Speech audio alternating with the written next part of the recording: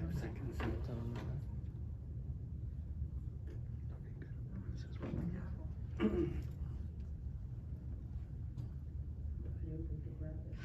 I have one for the Bar Association in the office. It's gonna bring the gavel. You're on here. You're on there. Okay, welcome to the Mayor and Council meeting, Borough of Oakland, Wednesday, July 14th, 2021. This is our first in-person meeting since a year and a half? March of 2020, so this is very exciting. And we're working it out. We're at the Senior Center tonight. We're not back in council chambers yet. We're still spread out, but we're trying, and hopefully it will work out tonight. At this time, roll call. Mayor Schwager. Here. Councilman Bialy. Yes. Councilman Kamala. Here. Councilman Pignatelli. Here. Councilman Slasinski. Here. Councilman Talamini. Here. Councilman Van Ack. Good to be here. So, at this point, since we're in person and we have a real flag, we are standing to salute to the flag. I pledge allegiance to the flag of the United States of America and to the republic for which it stands, one nation, under God, indivisible, with liberty and justice for all. and remain standing for a moment of silence.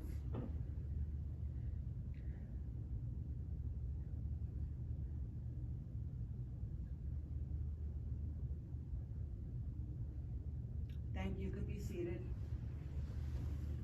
Now, I don't know if you can see on YouTube, but we do have chairs for visitors and residents. Everybody is welcome. You're always welcome to come to our council meetings, and now that we're in person, we'd love to see you. Meeting announcement. This meeting is being held in accordance with the Open Public Meetings Law, duly announced, advertised, and posted in the municipal building. And now that we're in person, I have to remind everybody to look at your cell phone. Please put it on mute. Please refrain from texting one another or to anybody else because it could be construed as a violation of the Open Public Meetings Act. Mayor's message. Congratulations, Karen McCormick. You are our nominee from Oakland for the Hometown Heroes, and Congressman Josh Gottheimer has selected you to represent Oakland as a hometown hero. The ceremony was last Friday, and I would like to read what I said. The residents of Oakland are very lucky for all the work and support Karen has provided in Oakland. From her initiatives from helping promote change with mental illness by co-founding Let's Talk Oakland, to supporting our youth by helping to organize and continues to serve the Sports Association of Oakland, a non-profit group whose main objective is to support Oakland's youth activities, sports, and recreation.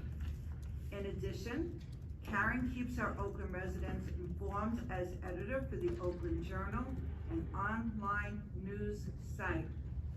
Thank you, Karen, for all you do for Oakland, and congratulations on being named Oakland's hometown hero. Well, welcome. Hello. We have somebody. Thank you for coming. One, but sure. I just started my mayor's report. You didn't miss the open to the public. Thank you. I just want to make some announcements. COVID vaccines will be available at Ramapo College in conjunction with Newbridge Medical Center on Wednesday today, we missed it, and Tuesday, July 20th. Second dose then will be August 4th and August 10th from 3 o'clock to 6 o'clock p.m. For more information and registration, call Ramapo College at 201-684-7500 and ask for the health clinic. I received a flyer and it will be put on our website. Bergen County is offering music and movies in the parks. These are free live concerts and film screenings, but you have to bring your own chair and your own blanket. There's going to be concerts and or films at Van Zorn County Park in Paramus, Darlington Lake in Mahwah, Riverside County Park in North Arlington, Overpeck Park in Fort Lee, and Wharton Dyke Barn Museum in Park Ridge. That's 4 Lee Road, Leonia. Not Foley. Oh, it said Fort Lee on the flyer, sorry. Fort Lee Road in Leonia. Right. I made a mistake, it's Fort Lee Road in Leonia. That's over Pet Park, thank you. And for a complete schedule of concerts and films, you can go to the following website, this is one word, Black Box Pack. That's BlackBoxPack.com/Shakespeare-in-the-park. I think So- Michael's posted it as well, right? And it's posted. Yes. And today I had a meeting with, and I thank our borough engineer, John Yakimic, and our borough administrator, Richard Kunz, for joining me. We had a meeting right here at the senior center with some, well, I received a letter from one of the children in our town who goes to Heights Elementary School asking about a skateboard park. And so we met, and Mike Guadagnino from Rec Commission Chair came, and we talked about the logistics of a skateboard park. We're going to be doing research and prices, and if you'd like to get involved, let me know, because there's a group of very energetic children with their parents who are going to be pushing for a skateboard park in Oakland. And I think that is it for today. And now I'll entertain a motion to open to the public. So moved. Second. All in favor? Aye. Would you like to speak? No, I'm gonna listen for now, if you don't Okay, mind. oh, okay. Welcome. Thank you. Motion to close. So moved. Oh, you can speak. Sure. I didn't realize you I were, sorry. Closed it, but that's okay. No, we didn't close it yet. William Sisley, 12 Eaton Crest Place, Oakland. I was wondering the town's thoughts on, I know you don't respond, but doing something with the deer population in Oakland. They seem to be everywhere. They eat most everyone's shrubbery, landscaping. Thousands of dollars go to waste every year. Businesses are suffering because I don't buy plants in town at the local florist. The forest, 6 feet into any forest you look into is completely nuded and bare, which is not where a forest should be. I don't know, I don't think it's a town issue, but could look into maybe the state, county, something to maybe somehow control. I don't know what the possibilities could be.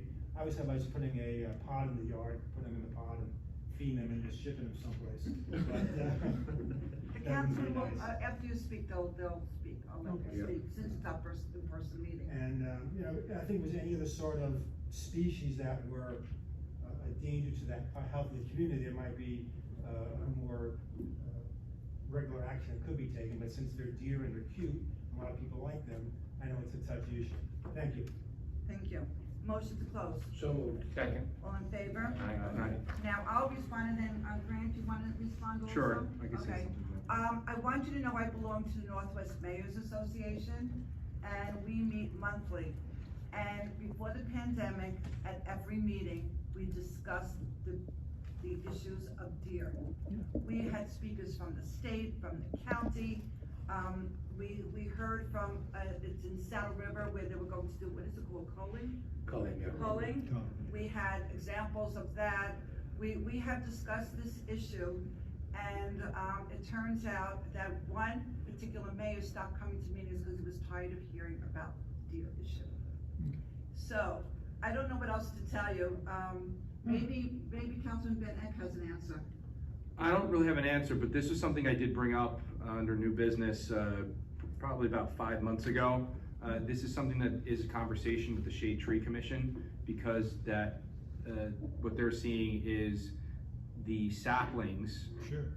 To your point, that 6 feet in the forest is bare, it's the deer that are eating them all. And that's why tree planting and planting trees of larger caliber that are already well established and can then produce beyond that is really important, because the deer are coming around and eating all those smaller growth in the town. And I completely understand what you're saying, because I love gardening, it's my hobby, planting, and the deer absolutely devastate There's very few flowers I can plant that they don't eat, and shrubs that don't have to be very careful about that, and everyone in Oakland understands that. Vinca. Does enjoy. Vinca. Okay, there you go. Vinca, the flower that everyone eats. So this is something that I brought up. There is a town, Upper Saddle River, I believe, that did have a deer hunt, and that is something.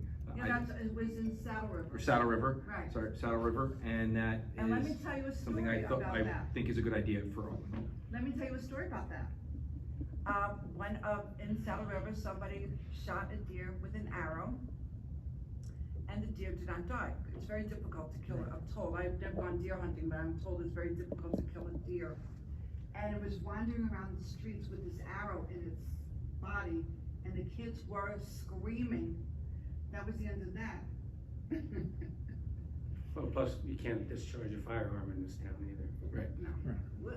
It's not an Yeah. issue that's being ignored, it's just, no one has an answer. If you have any arborvitae's on your property, they make them look like lollipops in 1 year. Yes, that's my truth, yes. It's something, if we were to do it, we really need to work with the towns that border Oakland as well, and have some type of collaboration, not just the flow towns, but even Pompton, Ringwood. We were gonna send them all to Allendale and enclose them in their park. They didn't like that idea, Thank you. the Crestwood Park. Okay, we have approval of, did you wanna speak? I do have a question for you. This is the. Oh, even though we closed, but it's okay. Yeah, sorry. Artie Bruch, I'm One Mountain Lake Shore. I'm just interested in kind of the agenda. I'm here mostly to understand what's going on with the sewer treatment and the tax reassessment. There was a meeting yesterday, just had a couple of follow-up questions on that. Is that part of the agenda tonight? And as that gets covered, is there opportunity for Q&A or kind of like? Well, maybe speak now or someone, forever hold maybe, your peace? our We sewer person do could open to answer the that public again at the end of the question, meeting. and our finance person could answer the question on tax. Okay, so should I wait? Is it usually recommended? Why don't you ask the questions now, And then and I'll we give can you the formulate. answers. Sure, so with respect to the sewer treatment plants, I'm most interested in actually a few things. Number one, is there an updated timeline?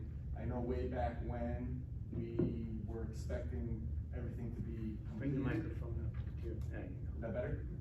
Everything to be completed right about now. I did send an email and was told somewhere around the summertime we'd get an update as to how we're progressing on that. So I'm just curious to see the progression on there. I guess for the benefit of not only myself, but maybe even the town, just, maybe some rumor questions that I would like to pose, and feel free to answer now or not. Rumor question is, there is a rumor that the Congressman Gottenheimer is trying to secure funding to cover part or all of the project. Rumor number two, it's going to be a bigger project because the state said, why are you doing it in multiple phases? Putting a big pipe, get it all done in one shot.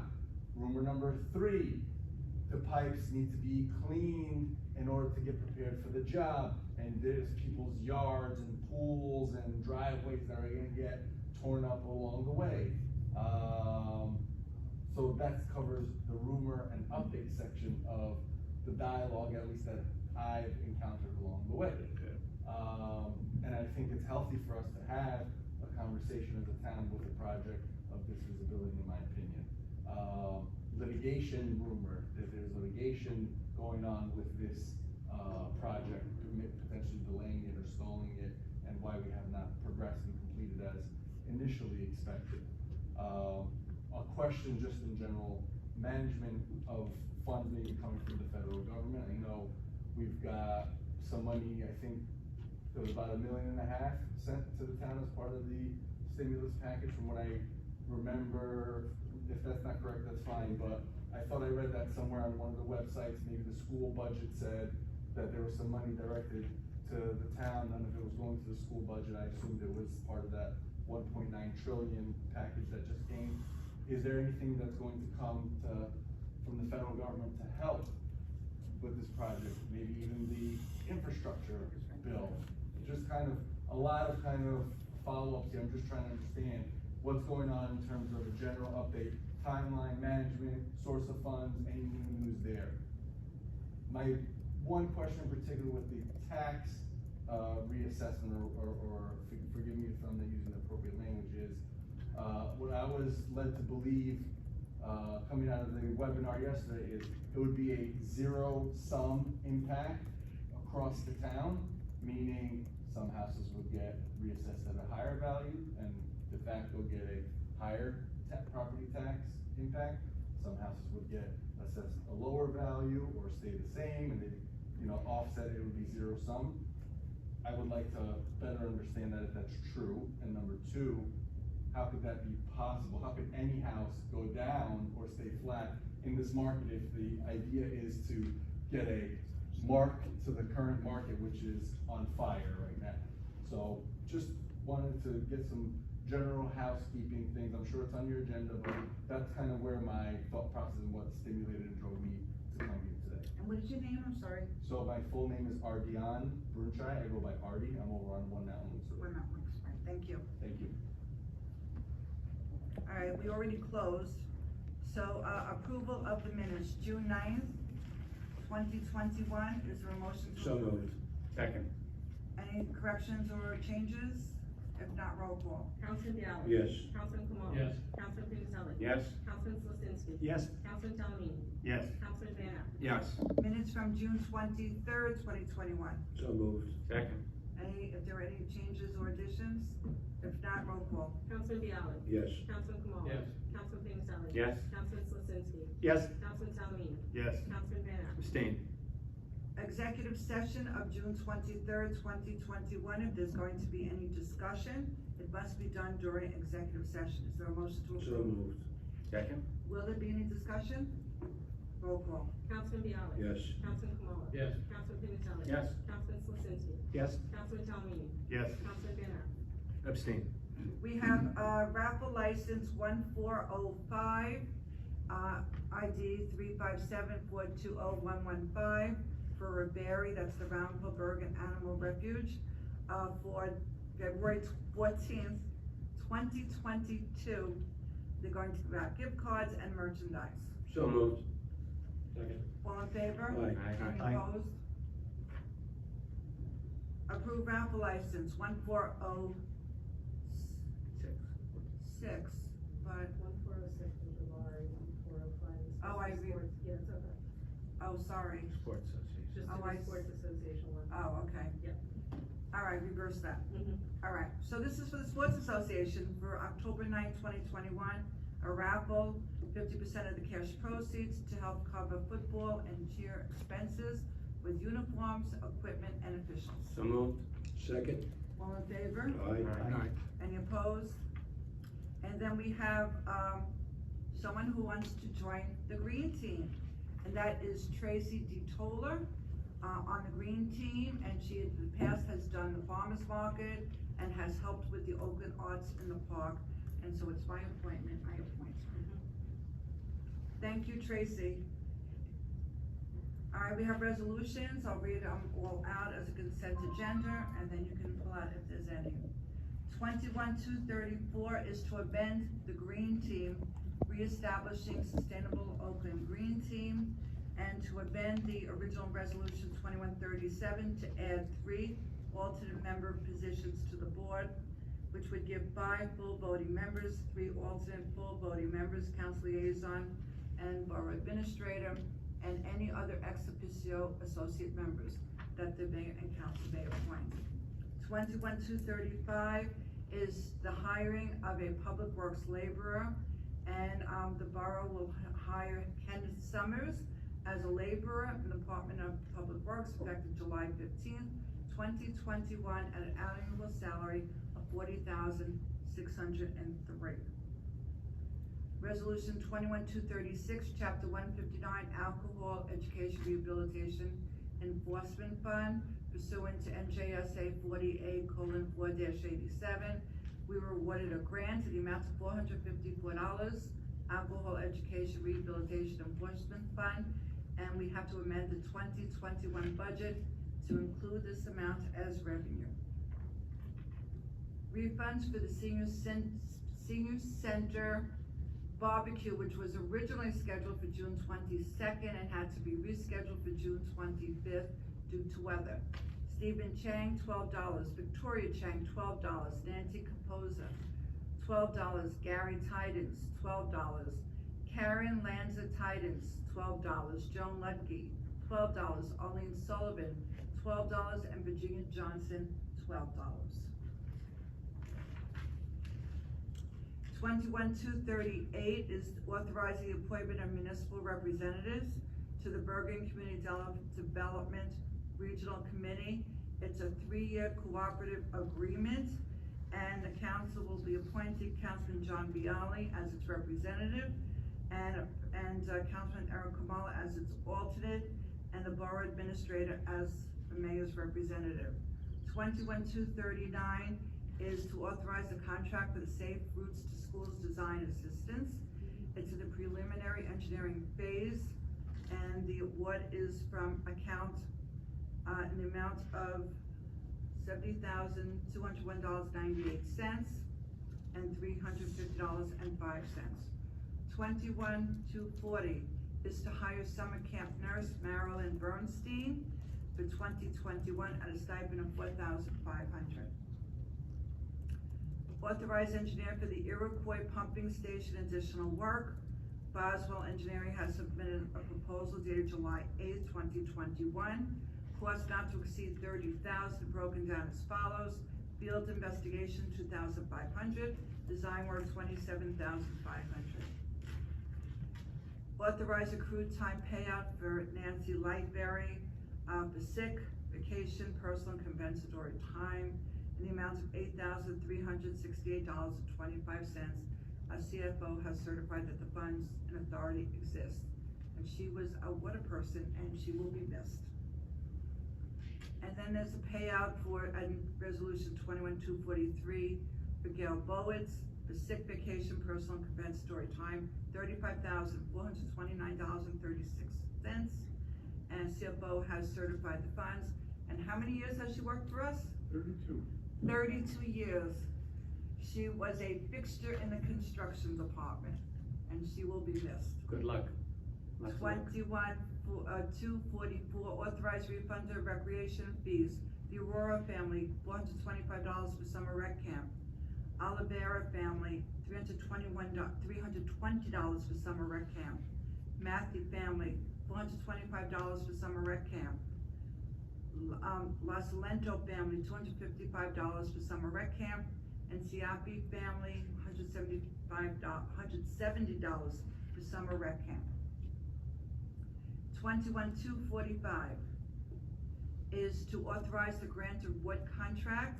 We were awarded a grant in the amount of $52,988 by the New Jersey Department of Law and Public Safety. And this is to, for the period of January 1st, 2021 to December 31st, 2025. And we're accepting this award. And this is for, aren't these for the body-worn cameras that police will be required to wear.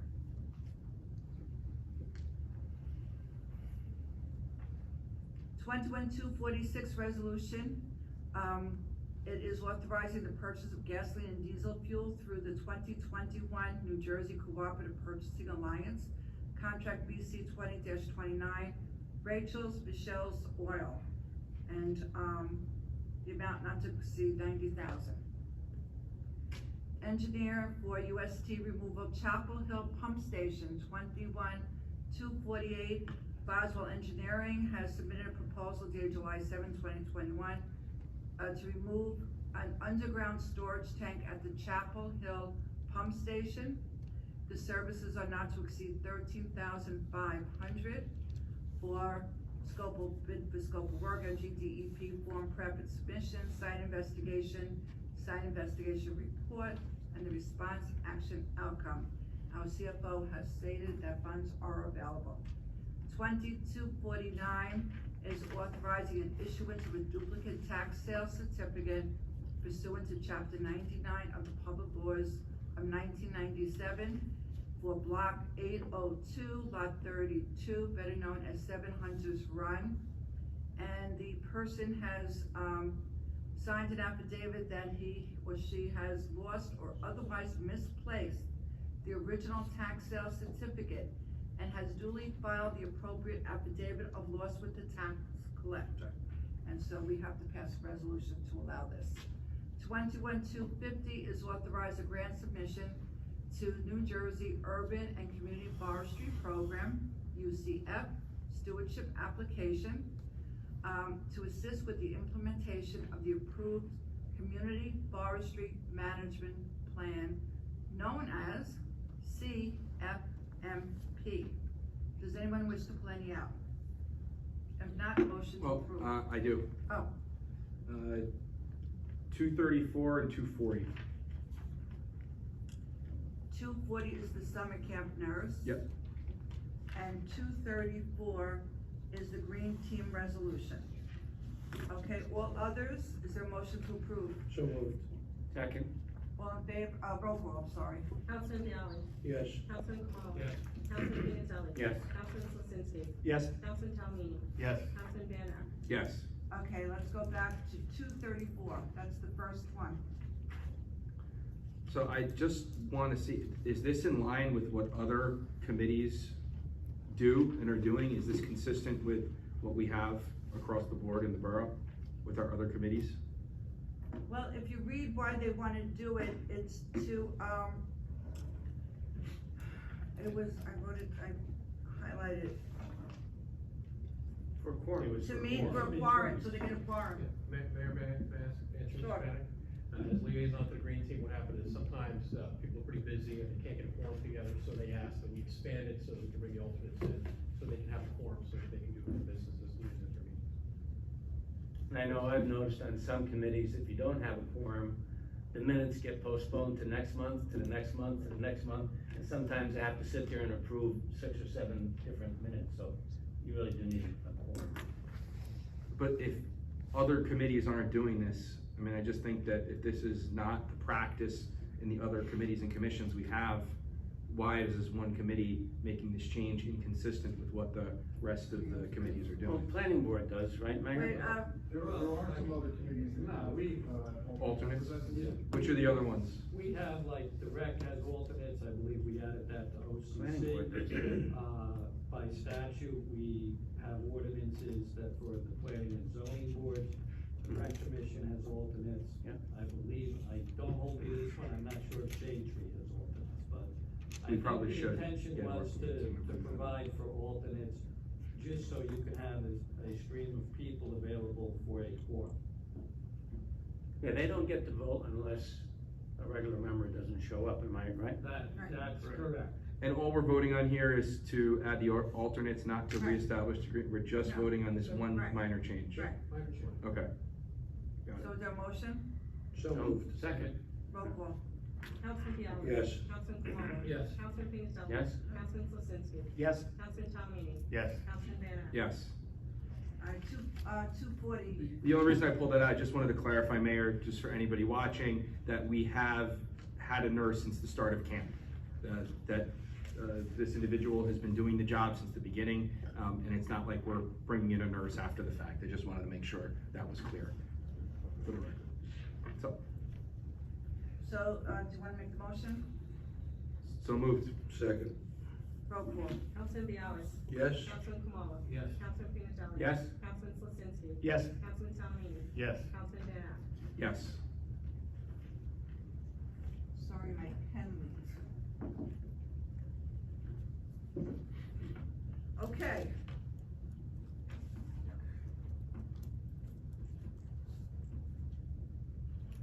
Ordinances, final adoption of 21 Code 834, honoring deceased elected officials.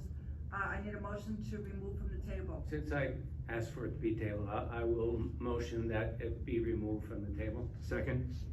Do I do all in favor for that? Yes. All in favor? Aye. Any opposed? Now I need a motion to open to the public because this is the final hearing. So moved. Second? All in favor? Aye. Does anybody wish to speak on 21 Code 834, which establishes a protocol for honoring deceased Oakland elected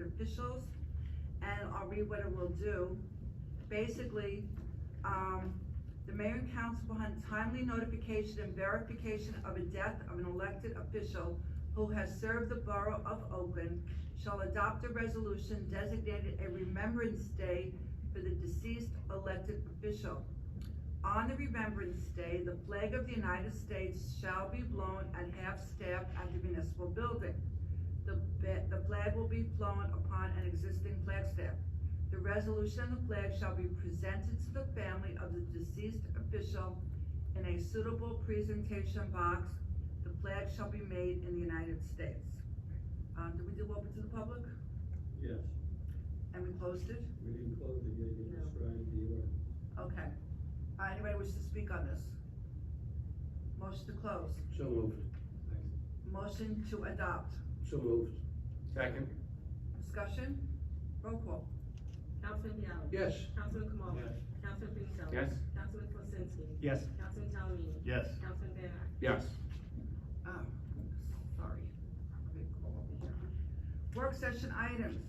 Breweries, brew pubs, and distilleries. We saved that for you, Councilman Van Eck. Thank you. Okay, so this is just a little bit of an adjustment to what was in the packet last meeting. It was missing some pages, weren't scanned. There were some double-sided pages that did make it into the meeting packet for the 23rd. So this is the full scan. Thank you, Rich and Lisa, whoever did that, to get it in here. It's a lot of pages. And essentially, it's what I've been discussing the last few months, which is an opportunity for some potentially economic growth within our industrial zones and some greater freedoms for our restaurant districts. So craft distilling and craft brewing are different than limited distilling and limited brewing. And then there's also plenary distilling, which we did not include, which I would be open to that conversation, but plenary distilling is not included in what you have in your packet. That is different than limited distilling and craft distilling. So the zones that we identified for the craft brewing and craft distilling are where our restaurants are. So the central business districts 1 and 2, there is a small community business district where Cenzino's and the new restaurant, Harvest and Ale farm to table restaurant is. It's a very small in the gas station on 202, and then also by Travato's, all the way down to where Portobello's is. So those are the ones we identified for the craft distilling and craft brewing. The limited distilling and limited brewing, we identified our industrial parks and our industrial zones for that, to expand on those areas because we didn't feel the craft was appropriate in those areas, but we expanded out to those areas where we have industrial parks.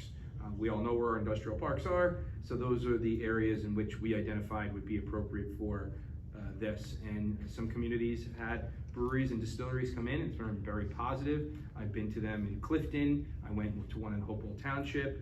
I was just down in LBI and visited a brewery and a tasting room. It was very enjoyable with my family, and I just think it's something that if a business wants to come into Oakland, we now have this rolled back some post-prohibition laws from 100 years ago, and we've opened this up here in New Jersey and now here in Oakland. I think this is something that is becoming more trendy. It is moving into more businesses, and from what I've seen, it has been very positive for the communities that have breweries or distilleries that have moved in. And the Ghost Hawk is the one that I was mentioning in Clifton. I had a very nice time. There was a distillery right next door and the brewery there. It was a very enjoyable afternoon. Did some sampling, some tasting, and it was a very nice time. So if a business would be open to coming, if as a council, I ask for your support for this, and it would be up into an entrepreneur or someone to come in here and open one up in one of our industrial parks or one of our existing restaurants to decide to do some small batch crafting if they wanted to take on a license.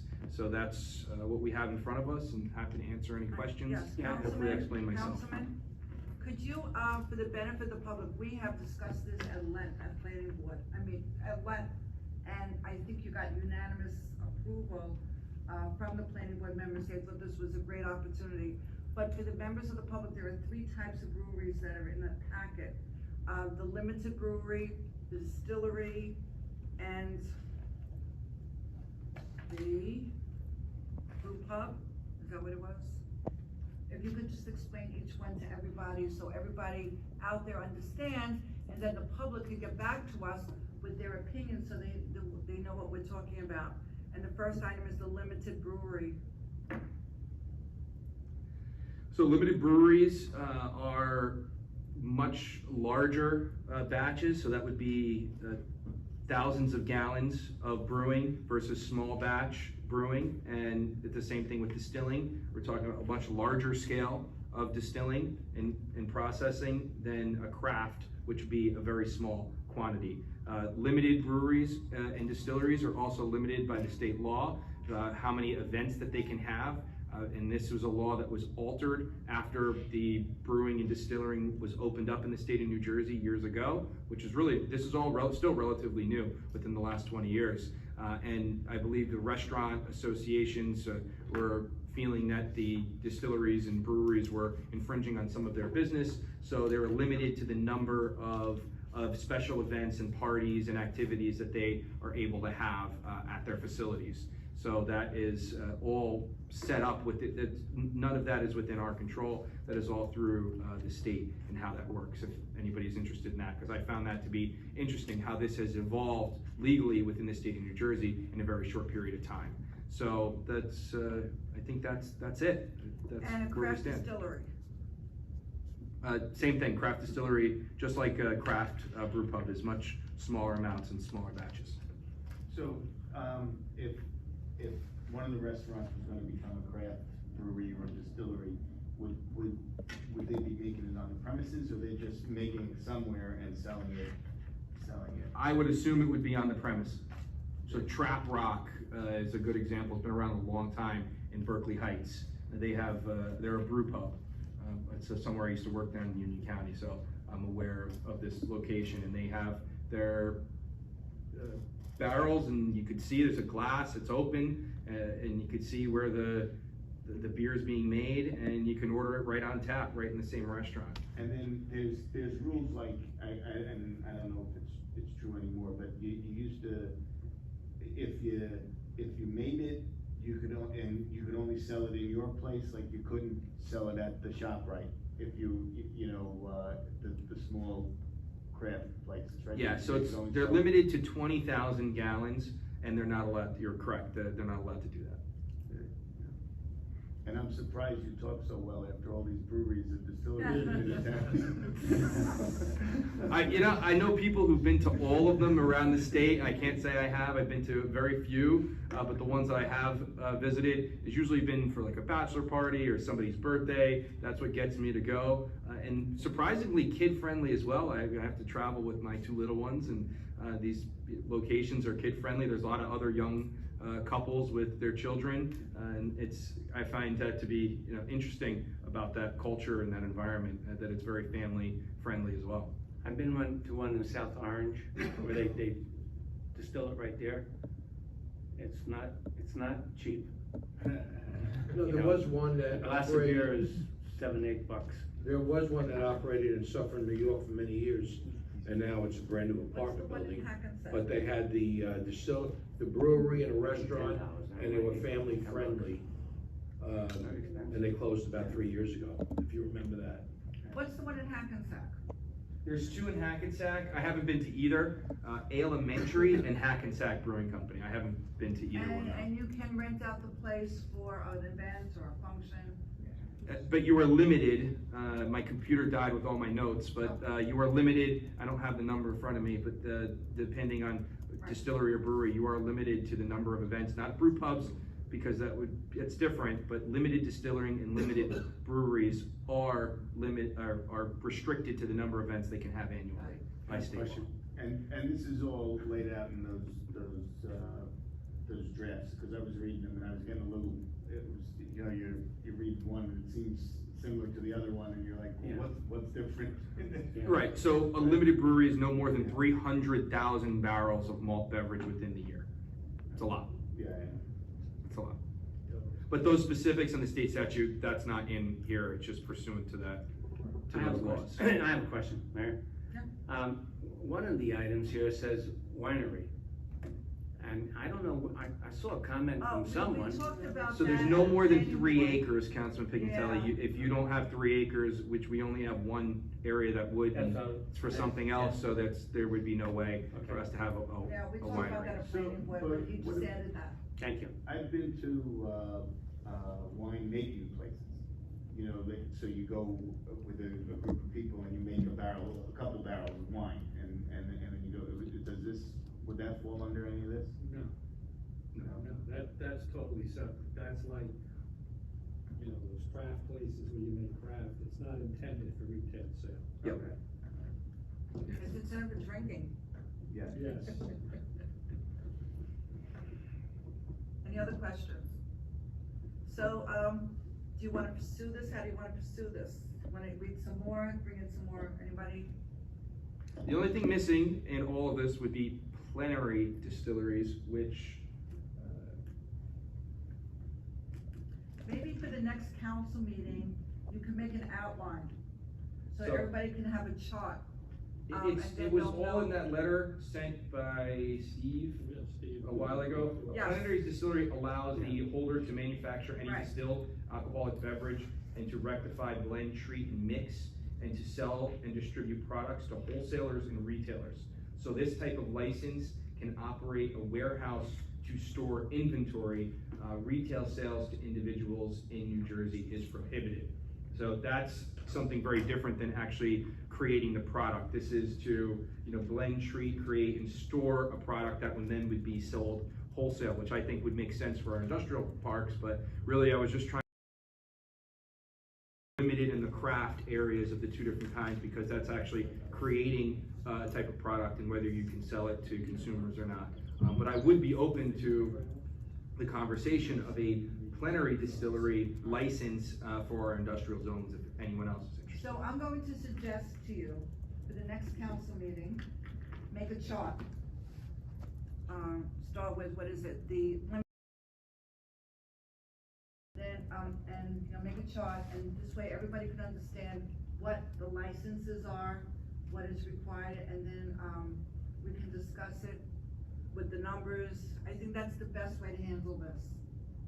Cause I think everybody is open to the suggestion. Mm-hmm. It sounds very positive, but I think we need a chart so we can, compare each one, because each one requires a different license, is that correct?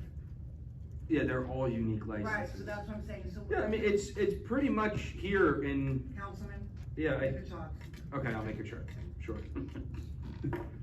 So that raises the next question, are we waiting at the next meeting to get the chart, or are we also listing the ordinances for introduction? Well, does anybody understand the different licenses? That's why I thought it's important that they see it in a chart and they know what they're voting for and they know each I mean, license is I could separate. just read it, I mean, I think it's pretty clear. A limited distillery license is authorized to manufacture, bottle, any alcoholic beverage distilled from fruit juices and All right. rectified blend. Councilman, Yeah, sure. one more week. Sure. 2 weeks.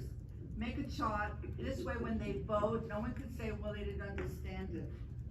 This way when they vote, they're voting, properly. Names on the left side, If you would have a different headings, chart. 30,000 gallons, 100,000, yes. Councilman Van Eyck, if you would have a chart that would be in our packet, we could look at the packet. Yes. And then we could discuss it before we vote. You know who's a good chart maker? And Richard samples. Cool. And samples. This way, this way, and so everybody understands which license they're voting on, so no one could come back at the following meeting and say, I didn't vote on that, or I didn't realize it. Let's just do it properly the first time. Or Rich could make a pie chart. Not a pie chart, a square chart, I'm A kidding. wine chart. A pie chart does not apply. I'm kidding. a rectangular chart. Okay, thank you, I think that's good. Good. Excellent. And Excellent. would everyone be open to discussing a plenary distillery as well, which is, again, not creating an alcoholic beverage itself, but refining, mixing, and producing something that would then be bottled and then sold wholesale to liquor I stores think you and have to put restaurants. that on the chart, Put so it on a they chart. understand it. And let me ask, you, I have no idea. who regulates these? Who goes and inspects them? Are they inspected? How often? It's all through the state. Yeah, still agency. They do. You don't know how often? No, I don't, but I can find out. Yeah. That's a good question. Yeah. Thank you, excellent. Hey, Retired health officer, always thinking. The stormwater management, There's gonna be another open. stormwater management, who's that? I'll start very briefly and I'll turn it over to, the borough engineer. So as I think you're aware, the DEP has adopted new stormwater management regulations. It's really the first comprehensive update since they, first came into effect, I believe, in 2004. Yeah.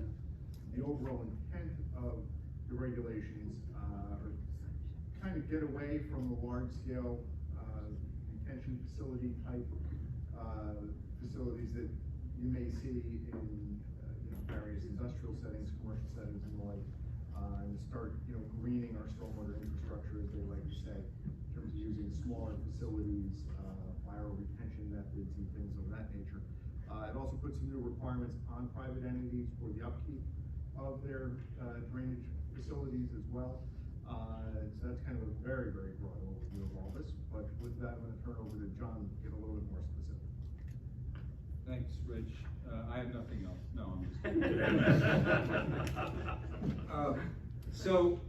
The new rules came in, now. The old rules were in 2004, and the DEP went over the rules and basically, tweaked the areas that they were having difficulties with since the rules were put into place in 2004. Most of the old rules are in place. They haven't changed. We are required by state law to pass this ordinance. We have certain things that we can tweak and change with the ordinance, and those are with regard to penalties and how enforcement duties would fall to make sure that private entities are maintaining their stormwater management systems. So, as usual, the state requires help from the local municipalities to be the stewards of their law, to help them bring private entities into compliance. So the third bullet point of the memo that I prepared, that I believe is in your packet, basically now has some of the duties onto the property maintenance officer and the borough engineer to assist with bringing these private entities into compliance if they find that these stormwater detention basins are not functioning, are a danger to the public, are overgrown, etc. And if the private entity, after a warning from the property maintenance officer, does not attend to the items there, then much the same way with other property maintenance officer duties within the borough comes, does the work, and back charges the entity to get the reimbursed for it. So a creeping of responsibility onto the borough. We really have no choice in this. We took basically the most benign option that we could choose. There are other options that I believe that we're not interested in, which is basically having these facilities built, believe it or not, on public land. And that's something I don't believe this governing body wants. So this is the most, I believe, compliant thing that we could do, stay within the state guidelines and still, be the stewards that we're required to be of the state's laws.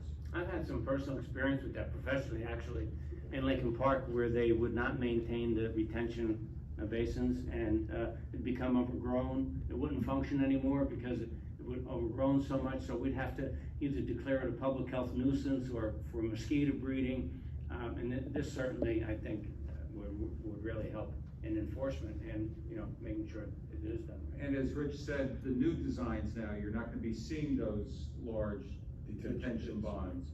You'll be seeing smaller, rain gardens and vegetated islands within parking lots so that the water flows into these smaller basins and dissipates that way. Less curbing, more, flow from parking lots directly into But that's for anything new though, right? anything new, correct? And John, DEP as usual will send us a check to cover our expenses on their new rules and regs.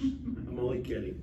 Yes, I know. No, they do offer all these new rules and regs, and they expect the municipality and the taxpayers to pick up all the expenses. John, what they say, it's an expansion of an existing program. That's how they get around it. Right. Is We're- there a we're- time frame that we have to pass this ordinance? As quickly as possible. Does this have to go to the planning board?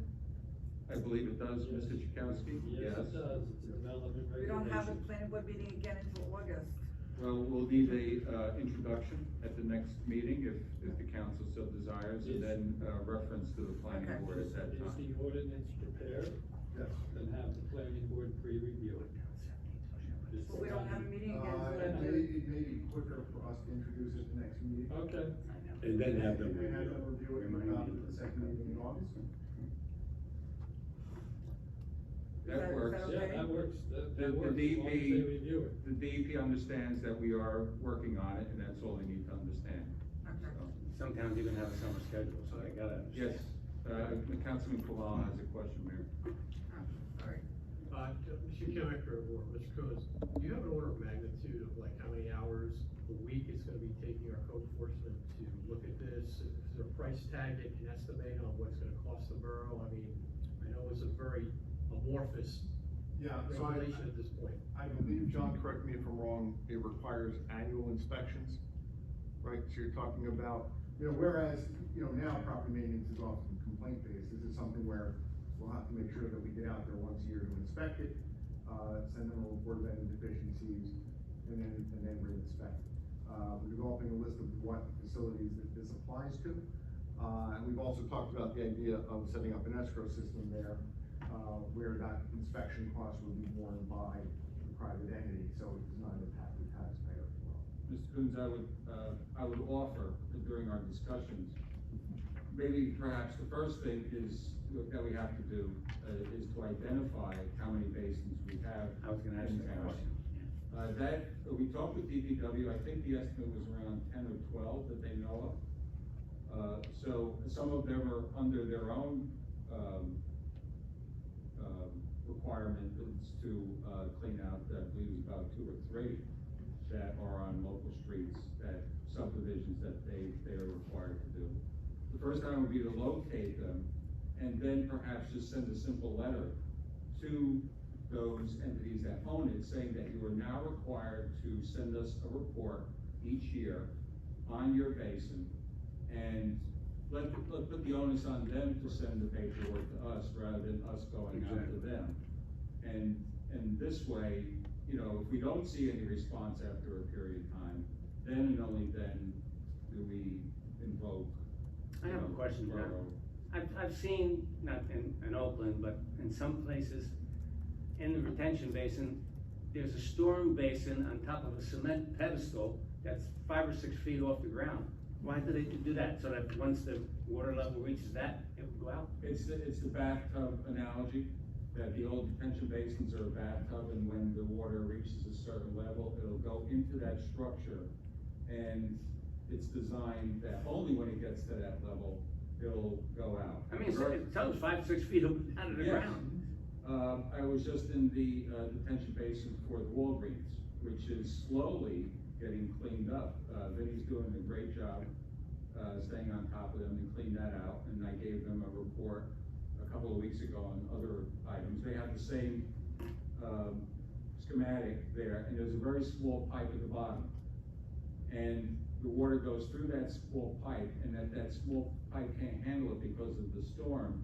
Then it reaches that spillway elevation, and then it goes into that large structure.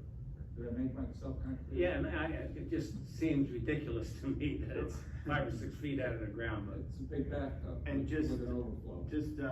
so now we're thinking property maintenance, who's ever doing our property maintenance inspections would be checking these, yearly, or? To the extent that may be needed, as John indicated, to the extent possible, we're gonna try to set this program up so that, that responsibility and that work is borne by the private property.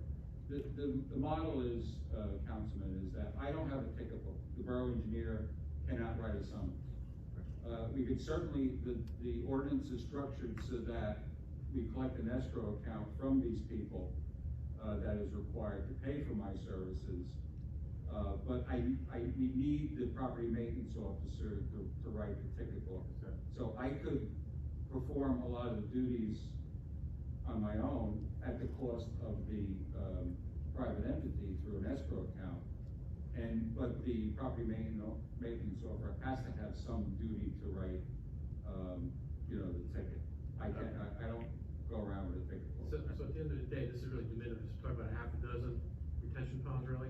Okay, and then if somebody does an inspection, we're talking half hour, 20 minutes? That's only if they don't. They don't self-report? Right, if they don't self-report, Okay, thank you. So would we be sending a letter to these 8 or 10 places telling them new regulations are? That's my idea to the borough administrator and, Yeah, we've talked about that, put them on notice of what the requirements are, they may not be aware. And give them some time to comply. And, I mean, like, can you give me an idea of like where they are, the ones that we know of? I mean, are they, is it the shopping centers, is it residential areas, is it? Yeah, it's mostly in the, industrial park, I would say a lot of them are. I mentioned the one in Walgreens. There's one, I believe, right by Mountain Lakes Road, that's the borough owned, it's right next to, I think, from the fire station over there. And quite frankly, I don't know where any of the other ones are, maybe, they're usually tucked in the forest corner of a piece of property, and they get forgotten about. Forgetted. But this will be part of the planning board with a new developer coming in with a new development project. They'll lay out the concept to the developer so they know what they're getting into when it comes to the, what used to be called detention pad. That's for new applications, Councilman, but we're required, all the ones that have been built already, Exactly. to be more forceful, since the DEP, doesn't have the manpower, the person power to do that. And so basically, we're just looking for a letter from them saying that they inspected and it's working, and then if something goes wrong, well, we have the letter here saying that they. Councilman, there's a particular form, there's a DEP form that they have to check certain items, like a checklist. So we would send them a copy of that and say, fill this out, have it signed by a responsible person and send it back, something along those lines. Anything else? Thank you. Thank you. Okay. Amend sign. We'll introduce next week then, and refer over, or 2 weeks. The next meeting. Your next meeting. And refer over. Okay, amend sign code Bush Plaza and LED signboard. Mayor, this item, was requested by Councilman Vanek. He wanted to talk about the, permitting of signs by organizations at Bush Plaza. Yes.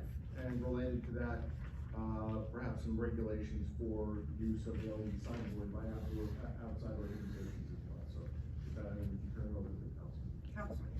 So if you've seen in your packet, O, number 4, under O, is temporary signs at Bush Plaza. Right. I would like to amend our code to no longer allow signs, now that we have an LED sign, at Bush Plaza. So to take out number 4 under O.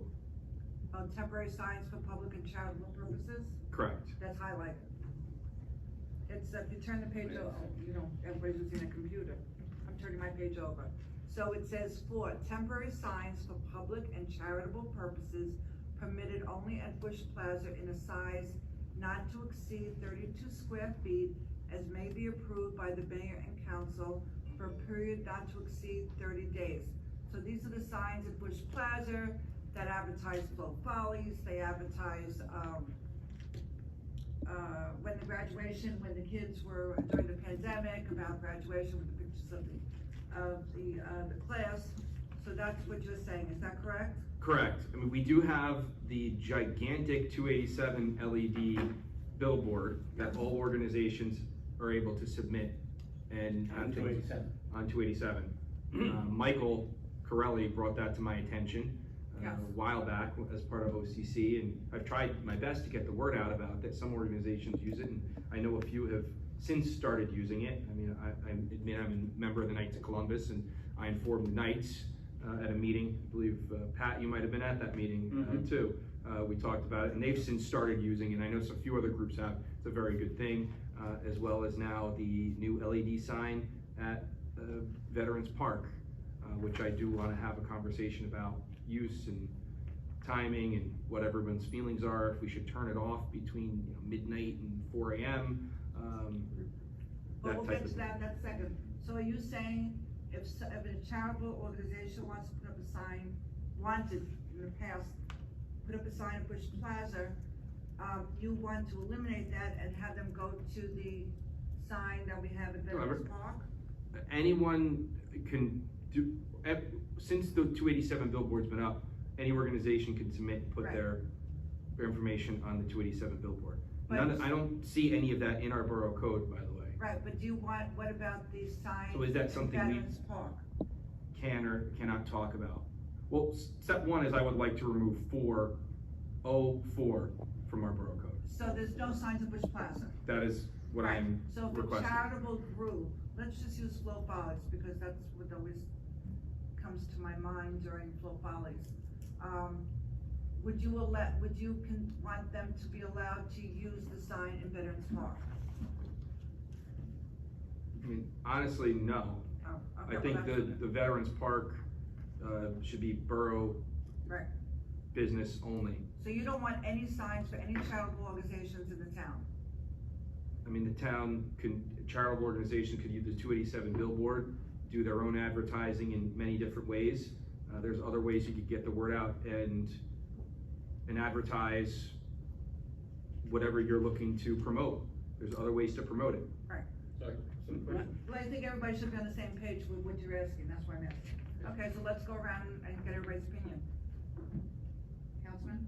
Yeah, no, I just wanted to say, so you're saying we do away with the paper signs, but we still have to give them an out, so do we want to allow to use the new signboard that's in Memorial? I mean, if, let's say the fire department wants to promote something, or the association, I think it'd be only fair that they can utilize the town sign to do that, to get something, and Flow Folly, same thing, this is related to schools and everything, why would they be able to? Like when the fire department advertises the pancake breakfast? Right. But isn't the fire department part of the borough? No, that's the part. Yeah, a strawberry festival and stuff like that. The department is, the association is not. It's not a private organization. So that's kind of a unique situation where you have like. But wouldn't we wanna open that up to organizations in town who wanna promote themselves? Well, I think that's why we wanted to have the conversation. That's why we're having this discussion, that's why keep, about the So, LED sign time if- frame separately. If we were to, first of all these organizations could use the 287 billboard. Let's not forget that. Huge billboard on Route 287, you could always submit and put something on there. If we were to do something on the new LED sign, I would hope we would come up with some type of a template. So what I've done professionally in the past is a group would have a template. It would be a certain place you can insert your logo, a title, one line about your information, date and time about the event, and everyone would use the same template, same background to be consistent if it was to be advertised. So it would be a consistent template for organizations to use that we would authorize, that you have to use our template that's gonna be going on our sign. And it runs for, like even, we have here in number 4, period not to exceed 30 days. What would we require the limit the time frame be? We can't, we could, organization, well, I want to run this all year round on the Oakland LED sign. Is that right too? I mean, I don't wanna hurt anybody. I mean, it'd be great to promote I think the Marine Corps League does the pancake breakfasts at the VFW. I've been to them, right? I'd love to, and I think that's every other week they do it, or every month they were doing it. Should we always have the Marine Corps League pancake breakfast on our sign, no matter what? I don't know, do we? Well, that's why we're having this discussion. I don't wanna hurt anybody, but where do we draw the line as to who we're promoting, how much we're promoting, how much is the value of that advertising, to someone, why wouldn't a business want to then come in here and have, say one of our local businesses is sponsoring one of our community organizations events, brought to you by so and so forth. I mean, do we open up the LED sign to advertising, which would be revenue for our town? Is that something we want to do? Well, I went online today and I took down what other towns do with their digital signs.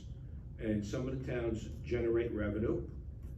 They use the sign for message related to their local government. Not only that, but also as a revenue generation tool. Number two, to make advertising more affordable.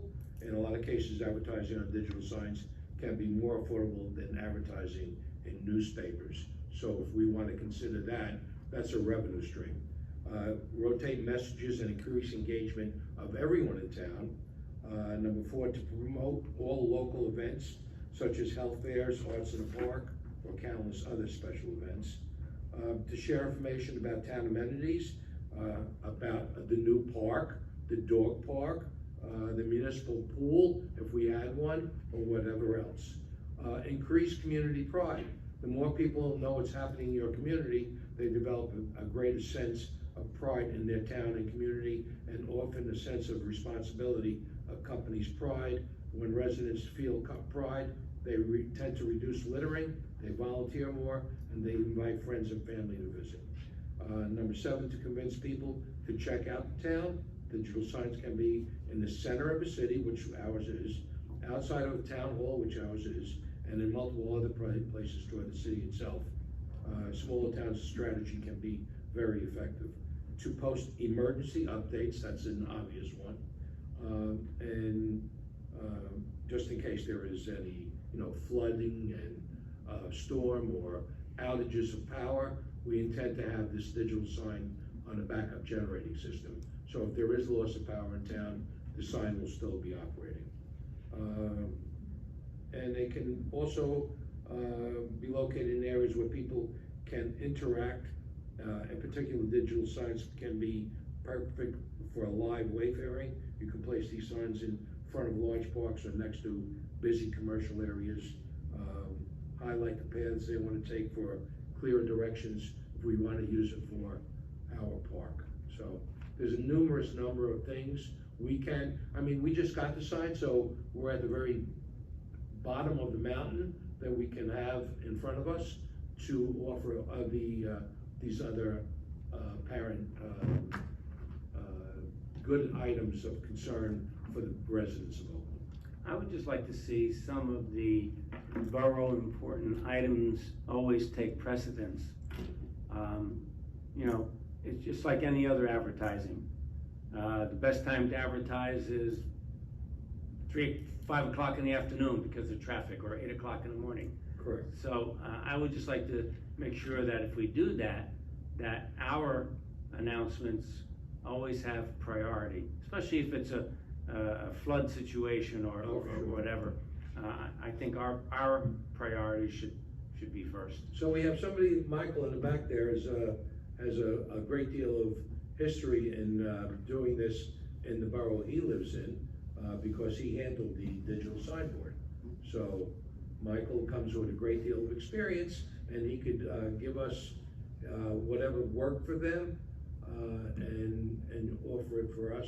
And we could always come up with stuff ourselves as we move forward. Are you saying advertising, like, for example, my law firm?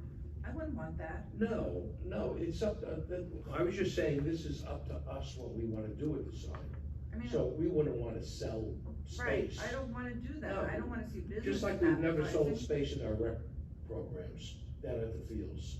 Well, We've we were never- still talking about that. But if, Okay, but I'm just saying, we, the same idea. if it was a business who was bringing you a particular local charity Yes. who, Like Chopper. would be on, it could be on there. Oktoberfest. But Right, I did- that also depends, again, I really stress this, that I don't know what Michael would recommend or other towns. Again, what I have done professionally, working with nonprofits, et cetera, is there would be a template that an organization would use. You wanna come on our sign? My belief is either we don't let outside groups period, or if we do, there would be a cost associated with it. This wouldn't be free. That way you're paying for it. We're not saying we're just letting everybody. There would be a fee. It would be very reasonable, a fee, but there would be some type of cost to advertising. It would be for a set period of time, and it would follow a template that we would provide with basic information. And that's two parts. One, because you don't want anything too crazy or too busy, because that's a safety issue. Wait, what is that sign? Wow, it's something spinning on there? When you're driving down 202. It does change fast. But you also want to make it where it's clear and readable, and everyone knows. You watch any PowerPoint presentation, a really good one, the header is never going to move from the top right corner in every slide, so you're never distracted. It's going to be the same color, so you're not distracted. It's going to be the same font, so you're not distracted, because the first thing you see on a PowerPoint slide, because essentially that's what this is, in a way, is a mistake, a typo, the wrong color, the font's different, and now you're not paying attention to what the thing says. You're distracted by whatever the error may be. So we would have a set template, so it would reduce errors and also make sure that the proper information is coming out. So you could send us a great advertisement or promotion, but it's missing the date, it's missing the time, or the time is wrong. But there would be some type of verification process that would make sure that it's always the right information that is going out as far as it being correct, and the right information is going out as far as the information people really need to know to be informed about whatever this particular activity or event may be. I think we need to really make sure we have guidance from our attorney on what we can allow or disallow to make sure that All right, but we don't get in trouble. there's two issues here. The first issue that was brought up by the councilman is whether or not you want to eliminate banners or paper signs in Bush Plaza. That's the first issue. The second issue is what do you want to do about the sign, the LED sign. So I think those are two very separate issues. Do you want to eliminate signs from Bush Plaza altogether? That's Yes. the first issue. I think if you do, you have to make sure those people who have used it in the past are allowed to put it up on our LED sign. I agree with Councilman Pitelli. I think there needs to be a transitional period of time so that they can then move into electronic signs instead of just cutting off cold turkey, because what happens if somebody else put up a sign and we're not ready with the rules on how to put the stuff on the electric sign, that's all. So that's the first question, about eliminating signs at Bush Plaza. Then the second question is how we deal with it on our electronic sign. Yeah, I believe with the electronic sign, if we're gonna open it up to charitable groups, great. There should be a nominal, reasonable fee for that, and it should be set period of time, using a template that we come up with. You wanna charge the charitable groups? Yes. Are you shaking your head? All right, Mayor, maybe what we can do is, kind of. Make a chart? What I was gonna say is, We should have a set of chart. recommendations. Pie chart. No chart, but we can come up with a set of recommendations and some decision points regarding this. I can tell you what we're doing right now is, in large measure, the slides that are on there now kind of mirror what we're putting on social media. We're still playing around with kind of the slide design, right, in terms of contrast and what looks best and things like that. The sign is, the brightness is dimmed from sunset to 10 o'clock, and the sign gets turned off. Actually, it gets dimmed down to 0. Well, I'd like to bring that up. Right, so it's dimmed down to 0 from 10 o'clock at night to 6 or 7 in the morning, then it comes back up. I'd like to suggest that our administrative committee, councilperson, Mr. Kaminsky, Why don't you pronounce your name correctly? Who was that? Mr. Kaczynski. Slazinski. Slazinski, why don't you change it to the Italian name so I can pronounce it? Kaminsky was a baseball player. Obviously, there are better color backgrounds Councilman Kevin. to use Right, with right. fonts All right, for so the first reading question, the first purposes. question is, what does Come this make a step council on it. think about eliminating all signs from Bush Plaza? That's the first Great question. idea. I support eliminating the signs if they can put their information on the electric sign. All right, Councilman Kelly, Same, that's what I was gonna say, yeah. John, I'm not sure about eliminating the signs Okay. at Bush Plaza, yeah. okay, Councilman? I'm iffy with, John, I could put Because traffic pattern that Right, goes to the yeah, north. like by the That don't see that sign as Well, often. part of me says, we have the sign, we might as well use the Yeah. sign, So it's something to think about. Yeah. Yes. Yeah. Kevin? I'm in agreement also with the two councilmen. Of course. I mean, of course. Um, What about, all right, so that's the one issue. Now we talk about the digital sign.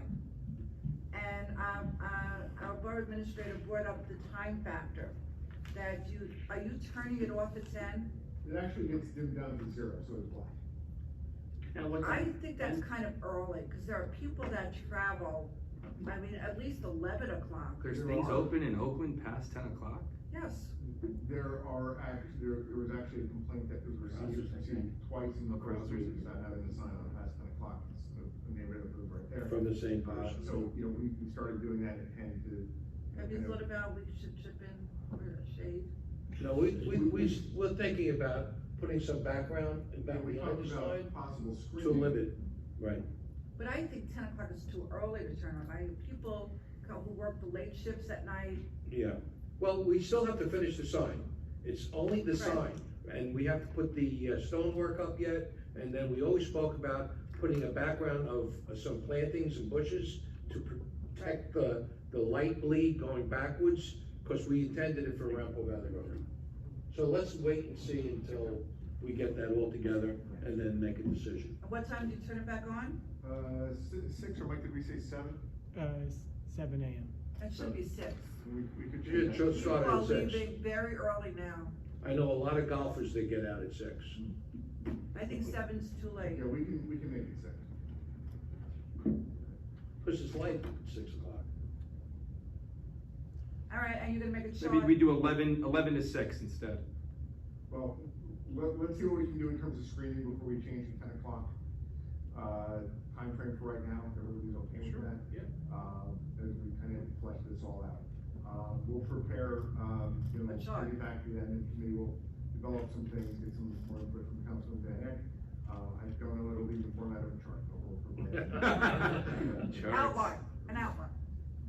And the other thing I wanted to mention on this too, for the LED sign, if we did open it up to groups, having it beyond charging something reasonable, is that it would be there would be a specific purpose to that slide, that it would be advertising an activity, an event, and something that would have like Flow Follies, they have the show. It wouldn't just be like a general promotion of whatever particular charitable entity it is. It's just a blanket, like, know about us. There would be some type of thing for families or the community, or concert or show, the arts festival that happened, you name it. There's so many things going on in our town that there would be purpose to having it advertised, not just to advertise it just generally. And if I could add, in thinking about our taxpayers. I believe we should charge for If anyone. somebody came along and offered us an offer that we just couldn't refuse, I think we'd have to listen to them. Somebody came along and said, listen, I wanna put my birthday sign up there, I'll give you $10,000. Oh, like For at the one baseball time. stadium. We'd have to listen. I don't think so. We did that for my son at Yankee Stadium. Yeah, well, this is. I mean, but you know what, John, again, I think this is why we're having this conversation, Yeah. because maybe we do wanna open it up. Anybody happy, 7th birthday, Jimmy, maybe you wanna put up there, and it's up there for your birthday, and anybody in town could pay $100 to have their kid's birthday message up on the LED sign, and they go and they take a picture of it. That's $100 for the town. Yep. So one thing that we'll have to consider, when we sit down is, how many signs do you want, or what's a kind of a practical upper limit of how many signs do you have in rotation at one Right. time? So Are we full? so- Sorry, well, Flow right Follies, now, we're full this month. We probably have 6 or 7 slides rotating right now, each one's on for 15 seconds and then it rotates. So I'm sure that there's at some point where, if the slide's only shown once every 5 minutes, it almost becomes. Yeah, I like the fact we extended it a little bit longer. I know, I From when we couldn't, first on. I couldn't read fast enough. We couldn't read fast enough, and now it's at a time, it's a time that it's up there, you have enough time to read it. Yeah, it's 15. And you don't want somebody waiting at the red light and through a green light so they can wait to see it again. So are we gonna have the administrative committee? I would think the OCC should handle the digital sign information. They're better Yes. equipped at this. Councilman Bennett? Chairman Schwartzweiger? If you want us to, if you guys make the decision, we can make a form I think Let's put it that way. the digital sign should come from the OCC. Sure, but could we have the administrative committee Do chair what? this? The what? It's OCC. Draw up some of the do's and don'ts and, like, Rich was saying? Yeah, I think we need a framework on, something to work off of what we can do. Rich said you can't put that do. together. And I think the OCC can collaborate with administration on, Yeah. on some of those things where we're looking more at the visual aspect and the timing and some of those other things we're talking about, and then administration would work on, some of those other details. Okay. Any new business? I have some old business. First thing. Wait, I did have new business. Are you talking about the meeting? No. No, Okay, something else. something else. Okay. So, new business would be, one of the things, I'm not gonna bring it up under my OCC report, cause I do believe it's new business, is the senior center, right here, we're in it. We're gonna be doing meetings here. I see a little iPhone, I'm assuming it's an iPhone, recording all of us. I really think it should be a matter of urgency for us to go out and find money for cameras to really set up this senior center. Because it's not just for our borough meetings that we're having, which are really important, broadcast them appropriately, but then any group using it, planning board's in Planning here. board. You name it, any group can then have their meeting here, and then it boosts the programming for our PEG channel. We want our public access channel to have as much programming as possible. If we have the fiber into here, and we're able to do that, all these types of meetings are going to be able to be recorded and then broadcast. If the seniors are doing a special program, or there's an exercise class, maybe a senior can't make it that particular day and wants to tune in, you're able to tune into all those things, and it could be able to be on our channel. So Assemblyman Auth is willing to work with us to go out and find some grant money for that specific purpose, because really think this is a urgent priority for Oakland. So I wanted to bring that up under new business and see what everyone's thoughts, and maybe if there is some support to Didn't we talk pass a about this resolution. at the finance meeting? What's the cost? Actually, that raises an interesting question. Since we are meeting here, and we're still under COVID, not restrictions, but because people don't feel comfortable, can't we use stimulus money to supplement this, Mr. Coons? Great question.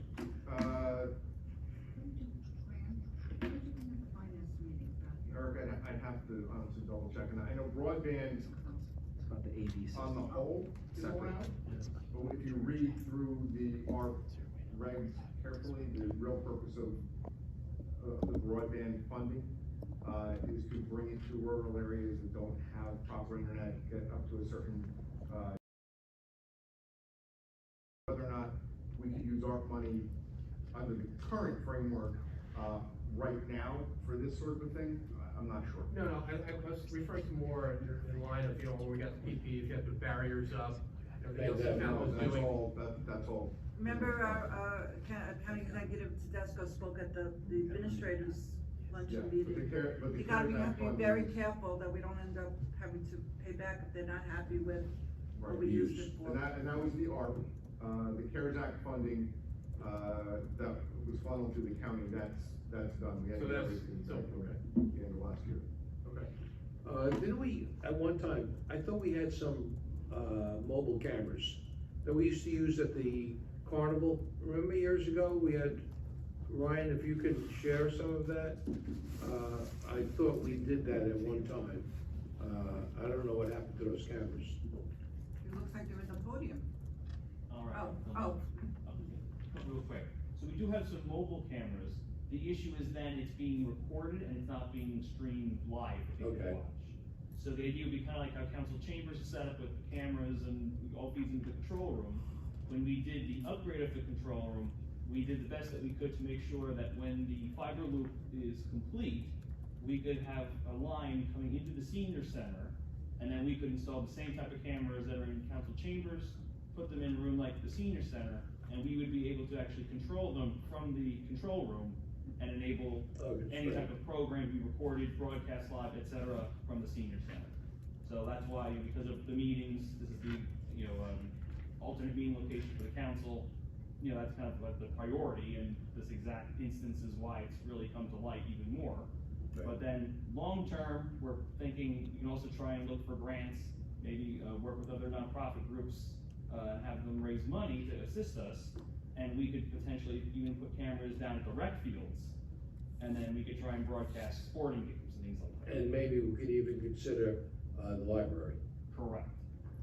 Yeah, There's a lot of things that kind of go Three hand in buildings hand, right but here. we're trying to take it one piece at a time. Right, the fiber loop's a really important project, and it really starts here with the senior center. And I feel it's an urgent priority of the borough to get fiber in here and get cameras, be able to broadcast these meetings. Or let's go back into council chambers, which I'm glad we're meeting in person, We should still have it. but obviously I'd rather be council chambers. Just, with the cameras, when you mentioned the rec field, so my son just participated in Ripken in Maryland, and they had, one camera on You it. played at that stadium, Yes. that beautiful stadium? Yes, and, so they had one camera on every field behind home plate, and you could, it was a stationary camera, where you could watch the whole game, and it was, sound, you could hear what was going on, and you paid a fee to, if you wanted to watch, so, you know, like my parents were watching it from home, but it was just a stationary camera behind home plate, and I'm sure you could do something similar. I mean, with COVID, with the sports, that's what we did the whole time, you know, the coaches were allowed there, and everyone else just watched on their iPad.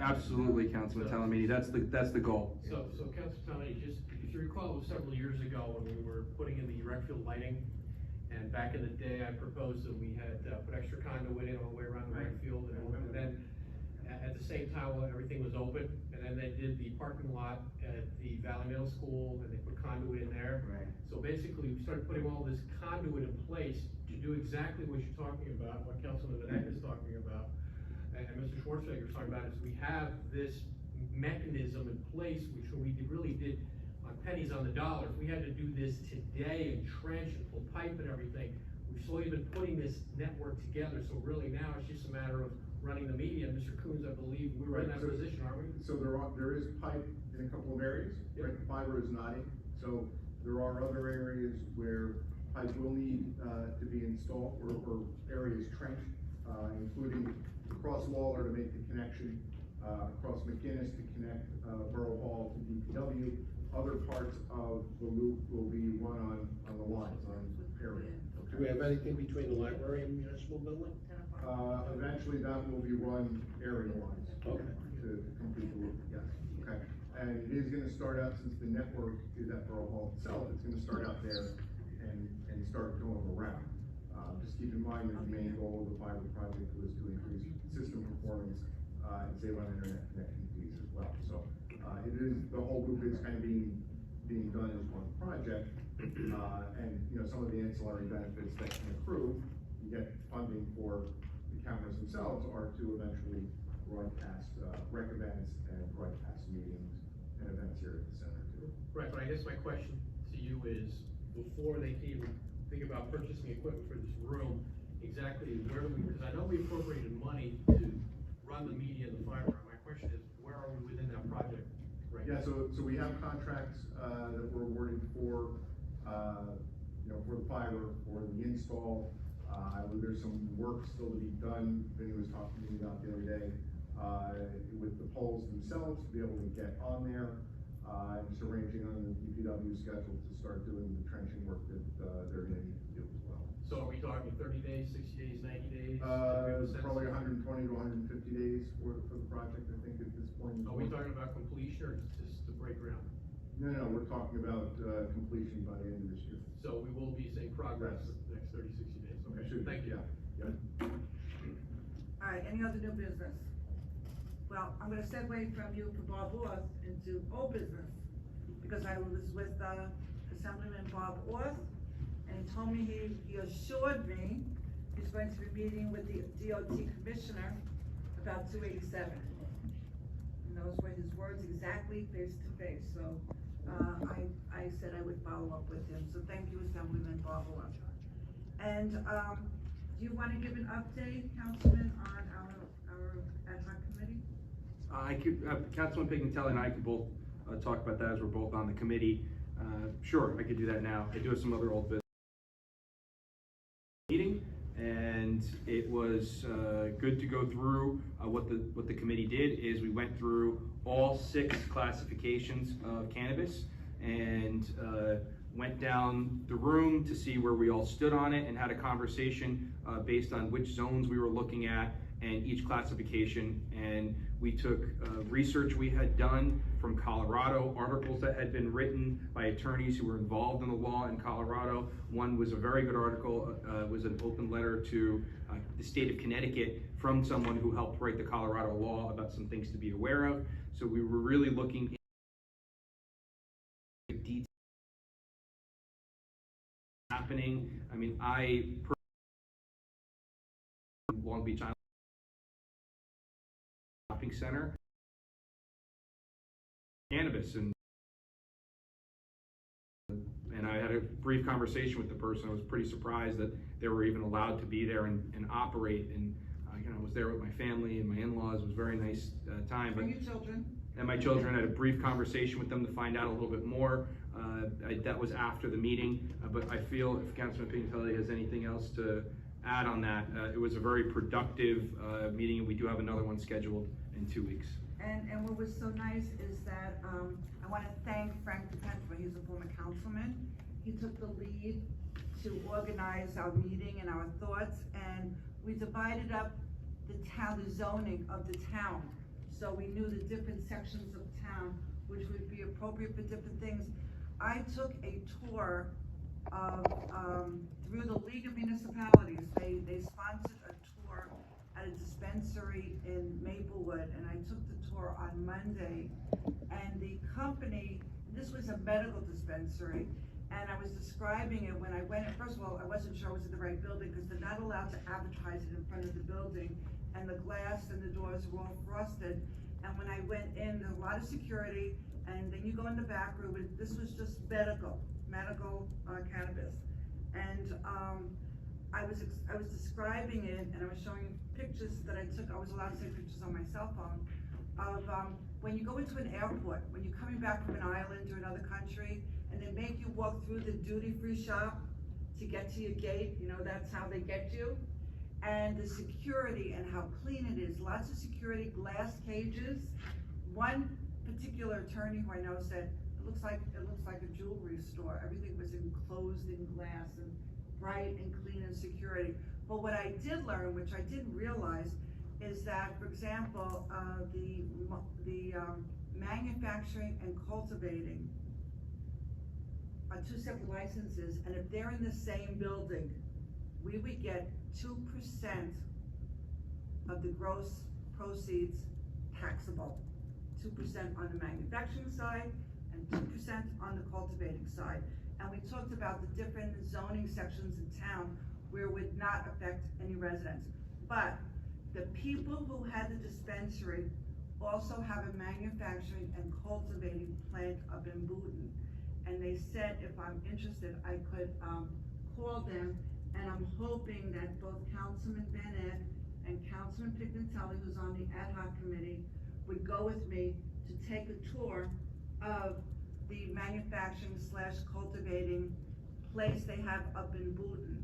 And if they can't, I'll get somebody else from the ad hoc committee to go. But Yeah, I'm gonna call them and try and schedule a tour that we can take. Yeah, I'd like to just clarify something. I mean, I believe, Mayor, at the cannabis meeting, you said that only mayors could go Monday.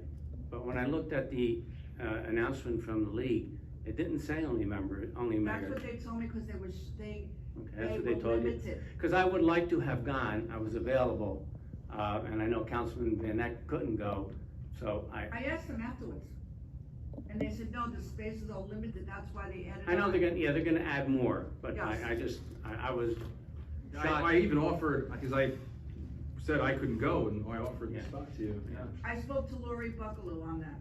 Okay, somebody told you. No, yes, Yeah. yes, I'm on that opioid Hopefully committee, next and I time. know her.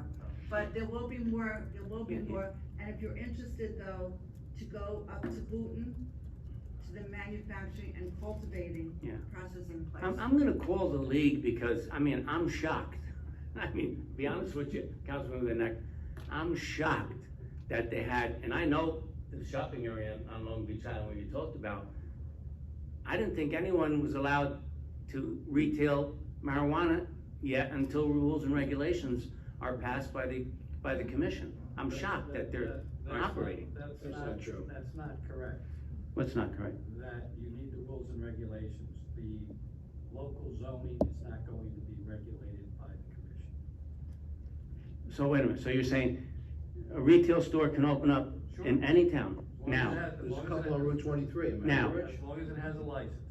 There's a couple License stores on from- Route 23 that sell. License from whom? Would have to That be. town. has The to local be- town. Yeah, well, you also need a state license. Right. Well, that's what I'm saying to you. I didn't think any state licenses were issued yet.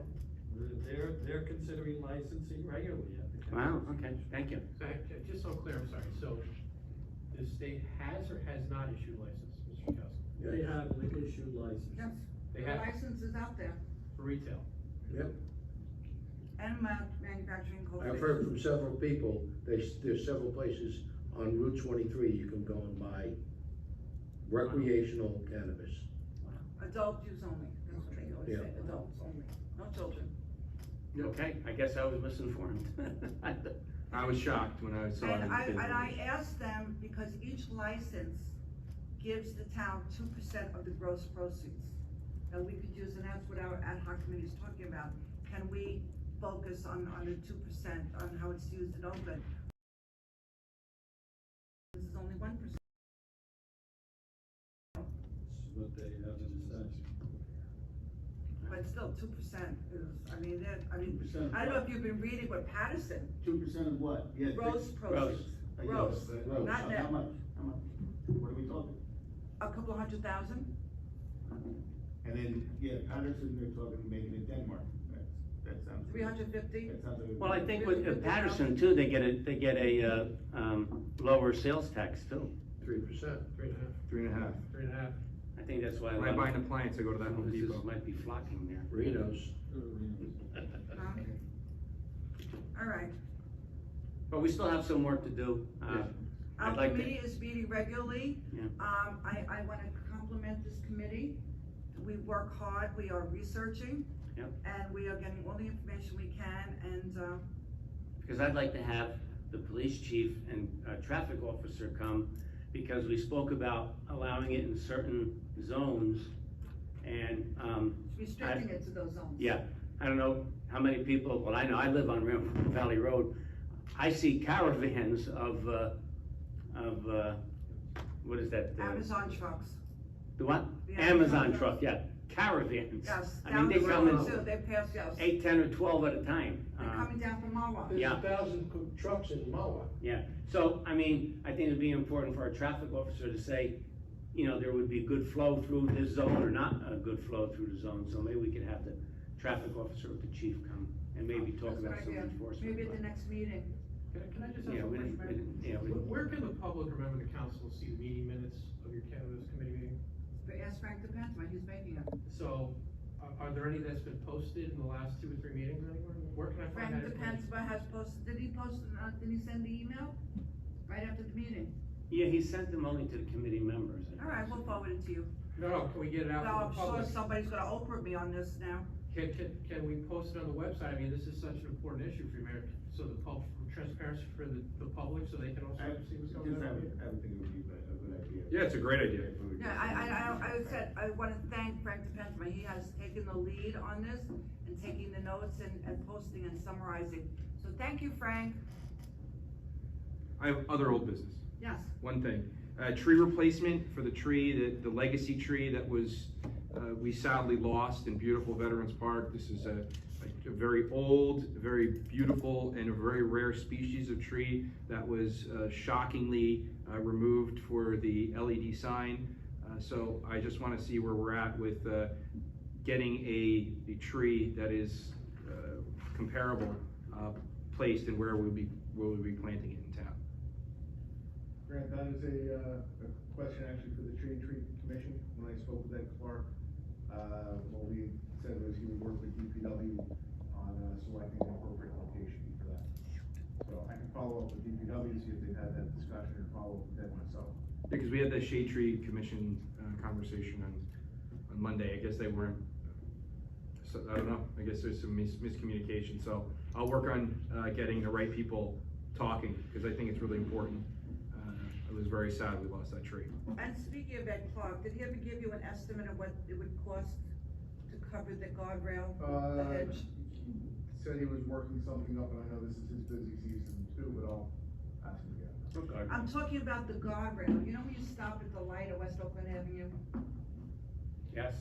On the right side, you're going northbound on 202, and you're stopping at the light, and what do you see on the right side of you? Rusty guardrail. Yeah, in front of the shopping center. Right. Yeah. So I've It's been been hit talking, about 6 times. right, so I've been So talking it's to the mangled and owner of the If you ever shopping fell there, center. you're gonna get cut. So I've been talking to the owner of the shopping center. He, and I talked to our engineer who feels that it's on his property, not the borough property. And I said I would do some research and find out what it would cost to cover it, at least with some hedges or little pretty bushes, something. So we With a don't new have to look guardrail. at the rusty. Not a new guardrail. Well, Well, replace look the at ones Rusty that are again. dangerous, Mayor. What? He should replace the pieces that are dangerous. Well, and That are cover it. broken up and. He also knows he has to put ballots in his, by the stores, so that, He's somebody agreed to does. that. Yes, he agreed to that, he knows he has to do that, so a car doesn't go, what was it, 3 times already? Oh, yeah, That easy, same easy, store. Easy. And one went And I through. think you were on the planning One board, was weren't you fatal, on the wasn't it, planning board, Graham, when I Cafe talked Lemoore about had one that go in the through. strip mall? Or that was Years ago, before you? yeah. The strip mall that's taking over by Burger King. Yes. Oh, The that we lady was demanded, killed a couple well, years ago. we demanded that they put ballots up for safety reasons. And he park straight up parking. Yeah. All right, anything else? All right, council committee reports, this is your time to answer your questions. We'll start to the left, Councilman Slazinski. Thank you, Mayor. For the library update, the Oakland Public Library has gone fine-free. There are no more late fees for library items except for equipment we loan. Patrons should be aware that this only applies to items owned by the Oakland Public Library. So if they take something out at another library, they still might incur a fine. The summer reading program that started at the end of June is in full swing and everyone is having lots of fun. Late joiners who can use the Read Squared app are encouraged to track their reading to qualify for prizes. And lots of programs are coming up, so check the online calendar. From the administration group, we have a meeting set up for next Tuesday, the 20th, so I'm sure I'll have updates from that. That's it. Thank you, Councilman. Okay. And then we'll reverse it next time. All right. Let's see. Just with the Public Events Committee, I just wanna say thank you to the Public Events Committee for the carnival. They did such a wonderful job of pulling that off this year. It was, it was touch and go for a little while. We didn't know if we were gonna have it, if we weren't gonna have it. Social distancing, no social distancing, fireworks, no fireworks. It was a lot of work, more than it usually is, and just thank you. And it's such a wonderful group. They do so much for the town besides the carnival. And anyone that wants to join, please just come and join. We're always looking for members. And but once again, thank you. The carnival was a great Terrific success. job. And then just finance, just to go over the reval, maybe Rich, if you wanna give just a rundown and quick. Sure. On the webinar last night, I'm happy to hear that you were on it. There were probably about 80 residents, was the feedback that I got. And both the webinar and the slide deck should be up on our website by the end of the week. And the webinar itself, which is about an hour and a half between the presentation and the questions, will be up on our YouTube channel as well. In response to the question, which I think was about, if my notes are correct, you were asking about, the resident was asking about the zero-sum impact of this, okay? So what a reassessment does is, it's really a reapportionment of the overall tax levy, okay? The tax levy itself, that is the total dollar value of property taxes collected in the community, does not change as a result of the reassessment. If it is $50 million between the town and the county and the schools. Afterwards, it will be $50 million. What the reassessment does is, and you can go into the pie chart, it basically decides how big each person's slice of that pie is in terms of their tax liability. So that all of the assessments are fair in relation to each other. So, for example, we're in a very high priced market right now. Home prices have gone up greatly in value in the last 18 months or so. It's what the relative increase is compared to each other. That's going to play a role in determining whether your tax burden stays the same, whether it goes up or whether it goes down. I hope that kind of. But the volume collected will be the same. The total amount, the size of the pie So all of the itself pie doesn't move, doesn't go like this. as a result of the reassessment. But doesn't the tax rate change? Tax rate change, right? So there's two components there. It's in determining your tax liability. Okay, well, actually three. What's the overall levy? What's your home value? What the tax rate is, right? So if your home value is higher, if the home values in the community are higher, the rate will come down to collect that same amount of property taxes. He looks like I hope that he's answers in the question. No, I understand the question, the response, and I appreciate it. Sure. Maybe we should have David And at a then future just, meeting. Schools out, it's summer, enjoy the summer, that's all. When is the revale starting, Richard? Rich, Rich, I'm sorry? when are they starting? rebound. Revale. I'm sorry, the inspectors should be out within the next couple of weeks, I believe. The webinar and the slide deck kind of goes through some of that. Could you just timeframe. explain, because I heard from some residents that they're going to refuse to allow, because of they're strangers or the COVID, what happens if they refuse to allow them into their house? Okay, so let me go through some of this. I think that's important. When the inspectors first go around, they're going to do the exterior inspection of the home. If you happen to be home, you're gonna ask to be let in to do the interior inspection as well, which takes about 5 or 10 minutes. If you don't want to let them in, that's fine. You can arrange to do a virtual inspection. If you're uncomfortable because of COVID, they'll have masks with them, making wear a mask, maybe that's satisfactory as well. If you're not home, they will leave a door card with a time that they're going to schedule the interior inspection. Typically, that will be in the evenings and weekends when people are home. If that's not convenient for the person, they can call the reassessment company and set up another time for that, all right? So there are a lot of options here, including virtual inspection.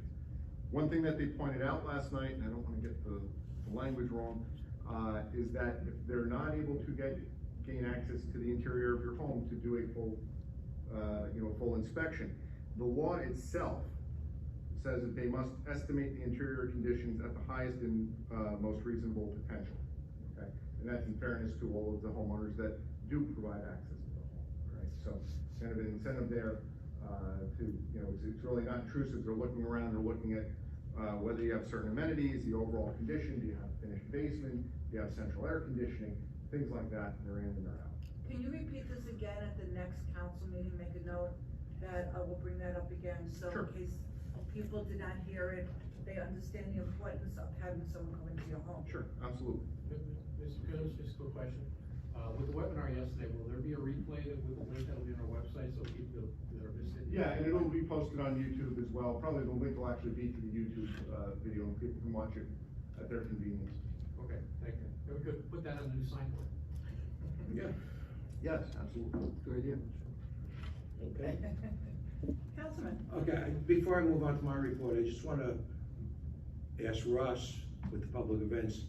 Seems like logistically, without the fireworks, the carnival went much better.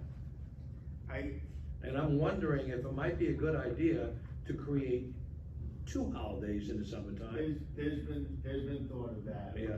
Because the fireworks does add another.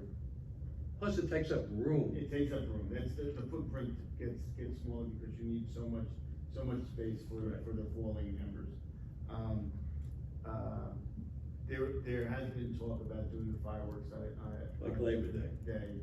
But then that's also more cost because now you have to set up for fireworks on a second day rather, so you have all the barriers and you have all that, and it's all set up for the carnival why not throw the fireworks in there too?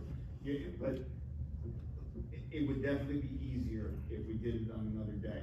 Plus, you'd probably get a better price from the fireworks company to do it on a weekend when they don't have any business. Well, I mean, the carnival isn't a, you know, particular. Well, it's near the 4th of July, Yeah. and a lot of towns do their fireworks. Yeah, Anyway. but it's just a thought. definitely, that's on the table. Okay. They talk about it, you know, that's, at every, public events meeting, whether we're talking about the Easter egg hunt, the. Ideas. We're talking about the carnival. Yeah. The carnival is at is in the Essential. forefront of every meeting. Okay, very good. We're always open to new ideas and Yes. new, I'm glad they're thinking about getting rid of the guy on second base in a 10-10. Anyway, water and sewer, work continues throughout our borough's drinking water distribution system. Water department employees have completed the maintenance and inspection of more than 550 fire hydrants. Of the 550, 17 required repair, another 8 required total replacement. At this time, all hydrants have been flushed, pressure tested, and are fully functional. In addition, routine daily operation and maintenance water department employees are also working on all tasks associated with the NJDEP Water Quality Accountability Act. These tasks include mainline valve inspection and maintenance, distribution system leak detection, drinking water sampling, and residential water meter inspection and replacement. This work in no way shall cause a disruption in service or is meant to ensure that everything remains standard with our drinking water. The relining project, the contractor has begun work. Inspection reports for the previous weeks have been issued. There's been only one incident at one residence, and that's been taken care of. So it's all going along as per norm. Bridge update, the bridge remains safe for vehicular traffic and pedestrian travel. Boswell continues to resolve minor comments from the Bergen County Soil Conservation District. Vacations within our office have pushed the resubmissions to next week. That's Boswell. The delay is not anticipated to affect the original schedule to advertise the project in September as described. No change in federal funding status. Also, internal constructability review has been completed and revisions have been incorporated into the plans and the specifications. The plans and specs are now scheduled to be submitted to the NJDOT Local Aid Office and Bergen County by 7/16/21. The borough has been notified that a component of state funding is set to expire in November 2021, which puts us at a crossroads with the federal funding source. So we'll have to make that decision when we get to it. If it seems plausible that we'll get the $4+ million from the feds, it might be a good idea to forego the $1 million. But we don't know that yet. We're gonna wait until we get to that point. But in the meantime, the bridge is still safe. The bridge is still safe. The new estimate increased from 5.4 to 5.49, that's because of the volatility of market prices on all the raw materials. Steel is up and down, wood is up and down. Wood's been coming down a little bit. Steel has been ticking up a little bit. That's what I've been hearing it on my projects as well. You got this fluctuation, and it's all based on supply and demand, and they're using the COVID as a crutch to supplement any other excuses. So that's where it's going. Anyway, and the sidewalk project, we're moving along, except we're having some issues with easements, Brian. We have 1 or 2 outstanding. The sidewalk project, there are 3 easements that were signed and received. You have BTS, you have Chandrino, and Kazmazek. I believe Mr. Yakimic reported on Fung early. Yes. Councilman, we need 3 more. And I was in contact with, I'm in contact with all 3 of them. One needs some design modifications to resolve that person's concerns, and the other two is, I'm told that they are amenable to the project, but they just wanna understand what's gonna be happening at the front of their property. And the big issue on our side is getting this project started in a good time of the year, so we don't run into winter problems. We, want to advertise ideally before the end of this month, and we're working very hard to do that. Okay, very good, thank you, I appreciate that. Oh, the rooms, yeah. Let me, check in with, our person in the audience, Mr. Persons, plural. Aiden? You can just call me Artie. Artie, okay. Gottheimer, funding source from Gottheimer, that's for the bridge, Okay. not for sewers. John, if I could, I do just wanna point out Okay. that we did file a funding request for the sewer project as well, that if you recall. Yeah, we did. There were two member designated project categories, one was for transportation, one was what was called community projects. Right. And it did not, make the It cut. didn't make the cut. Appropriate to the, House But appropriation. it doesn't mean that we didn't try, but it didn't make the cut when it got up to that section. The bigger the project, the easier it's gonna be, that one, that's what I wrote down. No, it's not working like that, because what we're trying to do, we're trying to eliminate the problematic area of the STPs, which are causing DEP regulations. Now, the other thing that's holding us up, we still don't have a WIMP approval. Well, that's holding up from. That's holding up everything. This is from the DEP, this is the wastewater management plan, which we need to go forward. And if we don't have that, we can't go forward.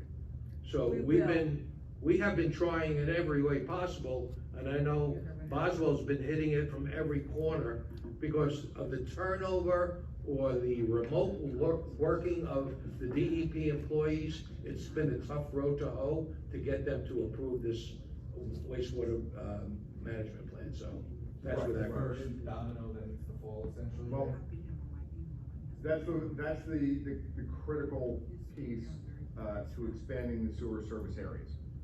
All right, to being able to then move forward with sewer in the downtown and adjacent areas.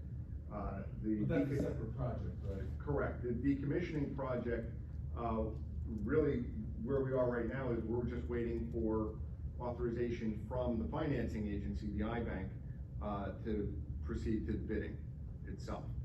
And once we get that, we'll be able to start the project. But we've already started on Chapel Hill, we're removing tanks, one that's never been used. Yeah. And the diesel tank that's there, that is no longer being used. So we're already starting to disassemble that and take that off the property. And hopefully, we're gonna get the iBank approval, and the wind will come through, and everything will start flowing again, no pun intended. And the rumor about digging up all their pools? Rumor. A lot of rumors. It's amazing. You know, it reminds me of the old story. We were all kids. We heard when you tell somebody in kindergarten, tell one kid one in his ear, tell him a fact, and by the time he gets to the other end of the cliff, it's a totally different story. And that's what happens when rumors start. So as I always said, the rumors don't start in Borough Hall. The facts come out of Borough Hall. The rumors start out in the street. Very profound. Very profound, yeah. Thank you so much. So on the pipe cleaning project, or the pipe relining project, that has started, it's actually not very intrusive in the neighborhoods at all. You may hear some, generator noise or something like that for a little while, but yards aren't being dug up. Basically, the contractor is going to get access to specific manholes on specific properties, and that's what they use to jet the lines and then reline them. Even the properties that they're not on there for multiple days. It's usually within one day they're on and off that property.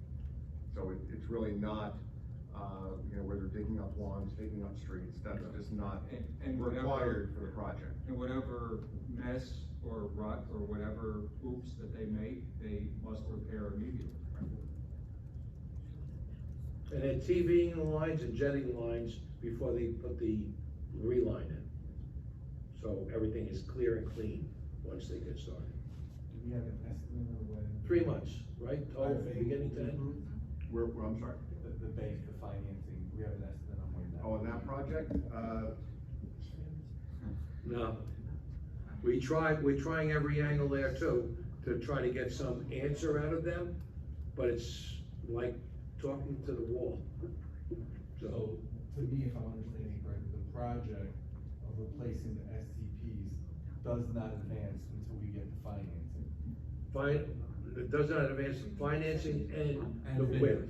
Well, no, the WIP isn't Oh, necessary. that's right. That phase two potentially, I'm sorry? the WIP or whatever you're calling it, that would be for the downtown. Yes. Expansion. Correct. And that's a separate project. Correct. Right? We've been waiting for, what, 2 years now? Since we first put in our plan? And then they went through a change in It DEP. required a whole series of revisions that were submitted, a couple of other little decision points. For example, the planning board needs to adopt the water use and conservation management plan formally, that's one of the outstanding items. And, you know, hopefully we get that done, and by the fall, we get approval from the DEP that, or they'll advertise it in the register, and that kicks off the formal approval process. Exactly. So, Where they take comments and right. answer the comments and. So specific to the, I'll call it pre-work that's happening, that you shared the Chapel Hill location, where they're taking some things out that were never in use, or Yeah. easy to. We're just trying to get a jump on it. Is there anything that? Well, wait, so let us finish our Sure. council. Yeah, absolutely. Are you having any more? No, that's it. Okay, Councilman Pinkatelli? Yes, thank you, Mayor. From the Senior Citizen Center, on Thursday, July 15th at 1 p.m., we'll be hosting bingo. We ask that everyone registers by calling the center at 201-405-7731. Now, this next announcement is so important that I was actually notified by 3 different people about this event. Detective Bureau, our Chief of Police, and senior citizens. So, senior citizens, if you're listening tonight, please listen to this, it's extremely important. On Tuesday, July the 20th, at 11:30 a.m., we will be hosting a lunch and learn in conjunction with the Oakland Police Department. Detective Sergeant Piercy and Officer Coleman will be presenting current trends and scams occurring throughout the United States. Also, the mobile medicine drop will be available for any unused medications that participants would like to discard. A light lunch will be sponsored by the Oakland Municipal Alliance. Please register by calling the Senior Center, again, by Friday, 201-405-7731. And there are a lot of scams out there. In the past week, I was notified I won a $500 certificate from Walmart, which. You must have been excited. Yeah, $100 because I'm a resident of Oakland or something. Remember, if it sounds too good to be true, it probably is too good to be true.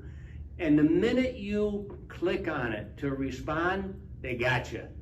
They got you. They will send you notices really often, and you'll be bombarded. So don't even click on them. I think Officer Piercy will point that out. Don't even click on it. So please, a lot of seniors are being taken. You know, the one that was quite popular not too long ago. Your son-in-law or your son is in jail. Please send $5,000 to Spain or wherever country they pick. So please don't fall for those scams.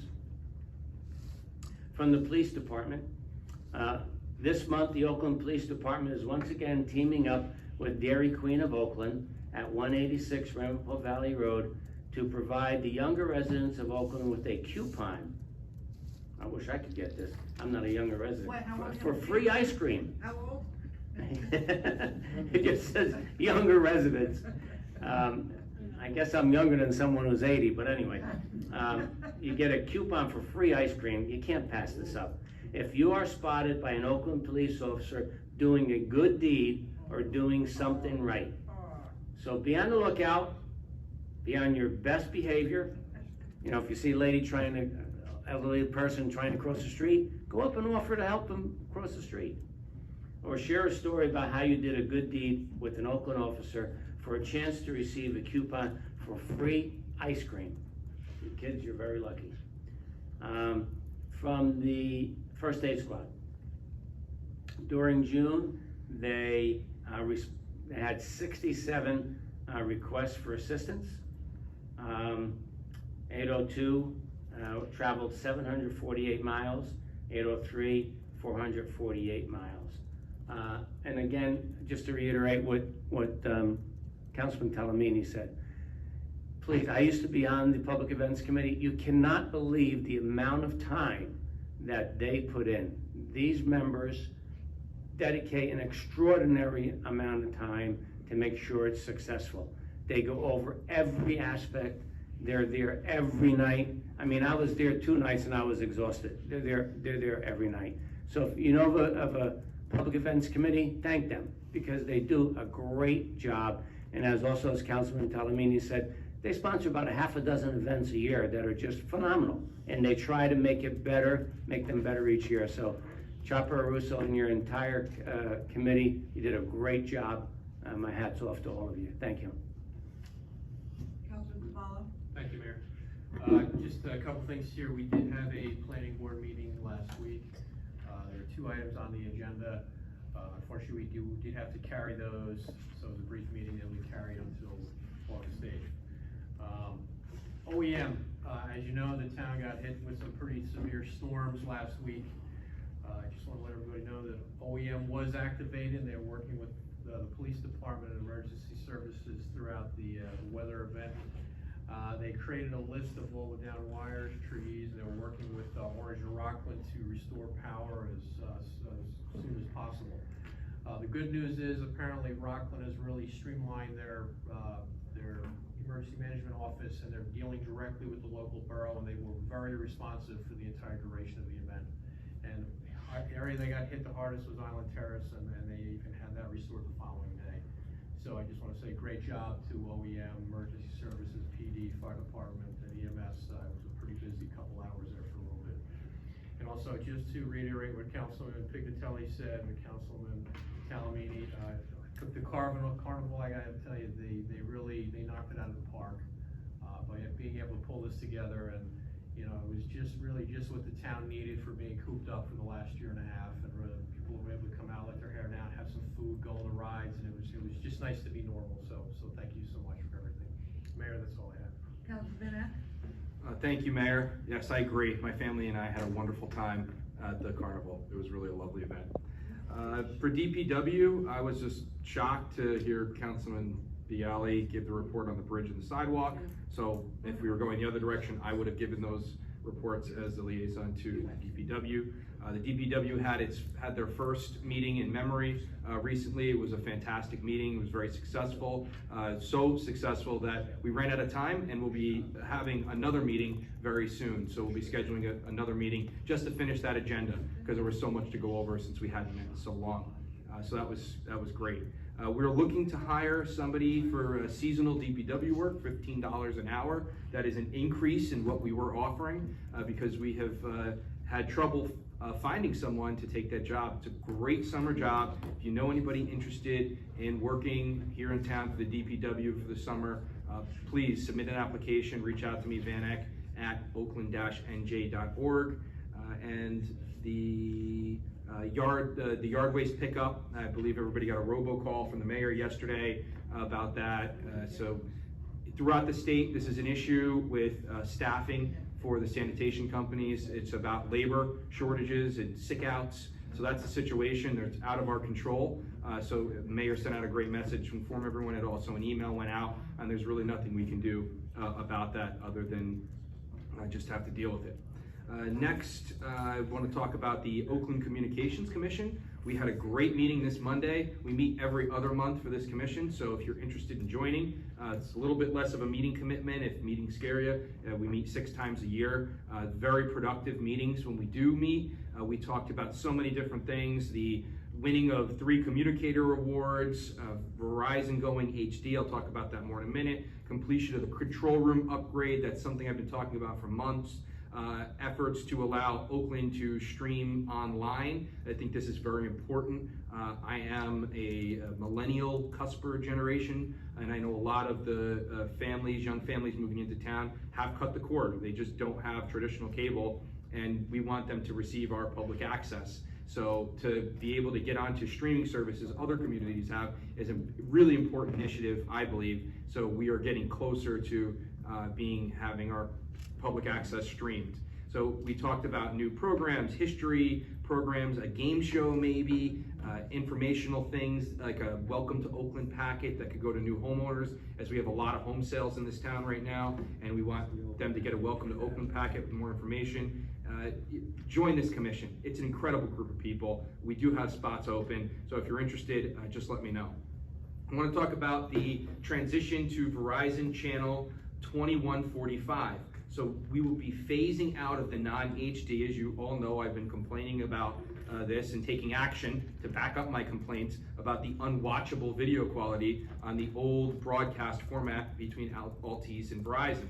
So thank you to Verizon for stepping up and bringing us an HD channel. So 2145 is already on, but we are going to be phasing out the channel 45. So anyone who doesn't see Oakland TV being broadcast, unplug your set-top box power cord and wait 30 seconds, plug it back in, and then see if it becomes available. If you still have issues, you got to call Verizon. Don't call me. I can't help you after that. 1-800-VERIZON. Just give them a call and see if they can help work you through that. So 2145 for all Verizon. That is where our channel is going to be.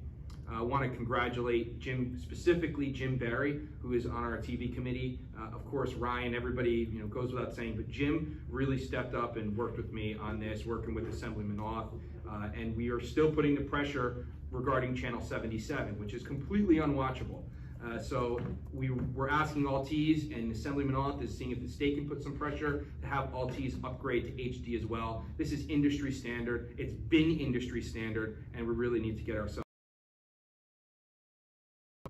The television committee is looking for members, and Jim is the chairman of that. He's doing a great job. The next Borough newsletter will be out on August 1st, and our next meeting will be in person. I think we're going to do a hybrid of both virtual and in person, but this will be our first in-person meeting, and that'll be on September 13th. The Shade Tree Commission, we just had a meeting on Monday. We didn't have a quorum, and so that's an interesting idea to have alternates. But we had a lot of things to talk about, and legacy tree conversation is something that I will carry forth. We are looking for volunteers for the Shade Tree Commission. We do need people to step up to get involved in that. It's a very important thing that we have here in town. So lastly is our Recreation Commission report. We have football, cheer, soccer, and summer sports camps are now open for registration. oaklandrec.org, that's oaklandrec.org. So don't miss the sign-up dates, because you're guaranteed a placement if you register before the deadline. Late sign-ups may be placed on a waiting list and charged a $30 late fee. So really important to register on time, ahead of time, oaklandrec.org. We're hoping to begin the football field sod replacement project this Monday. That's very exciting. That'll be happening hopefully starting on Monday. And our rec summer camp is running. It's been going on. It's many more weeks of summer camp to go, and it's wonderful. Looking forward to visiting them. Actually going by myself on next Tuesday to visit the camp. I did that last year. It was a great experience, but all the reports back from camp, it's going great. Thank you to all our counselors and all the staff for doing an amazing job for our rec participants. That's all I have today, Mayor. Thank you. Thank you. Motion to open to the public. So moved. Second. All in favor? Aye. Would you like to speak? Yeah, you want me to go to Mike? Yes. No, you're good. Good. You can go first. Oh.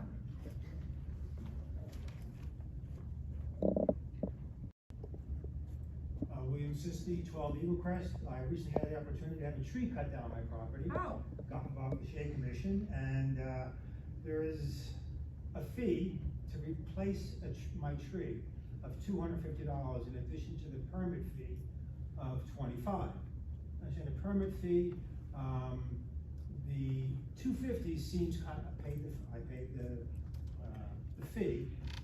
It seems kind of high. The tree I cut down was $750. And the fee was a third of the value of the tree I cut down. And I understand the fee is used to plant other trees in Oakland. I didn't think Oakland had a tree shortage. And if it goes towards the town to plant trees for town usage, I think that should be a budgetary item in the town budget. I do think the $250 is a little high. maybe it could be 10% of the value of the tree. That's all. Thank you.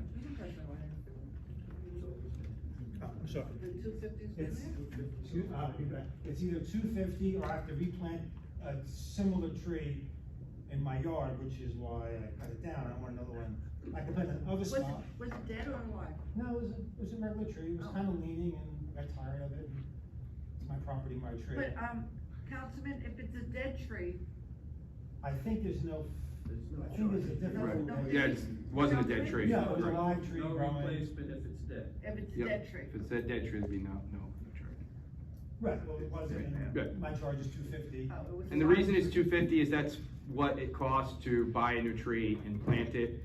It's around $200 for a new tree. It's expensive, and planting maybe $50, but that's pretty much what it costs. If anything, may even, depending, cost a little bit more. No, it's probably pretty cheap to plant a tree and to buy it and plant it. It's just that I'm buying a tree for it to be planted someplace else in Oakland, which I'm being forced to pay for. So right now, we are under the process of reviewing the shade tree ordinance, and Okay. this has been an initiative of mine to address specifically the concerns you brought up tonight. So I hope that at the next meeting, we may have it on our workshop, as a workshop item, to have a conversation on the ordinance. I know we're waiting for some feedback from Shade Tree First Line. I think that's where we left, or at least we need the Yep. updated tree list, and then we'll bring it forward. But just so you know, we're making a lot of progress on that ordinance, and it is a top priority of mine. Okay, thank you very much. Thank you. Now, all right. So I just had a follow-up on the portion of the project that's going on now, in particular to the Chapel Hill. Oh, the sewers. reference. Yes, the sewers. Is there anything that the residents should be aware of right now as some of these, I'll call them minor things, are being taken out of, let's say, that Chapel Hill STP? Tanks, yeah. Why don't you give him your email address and then you can contact each other? I can just tell them, Go ahead. we know that they have to come out.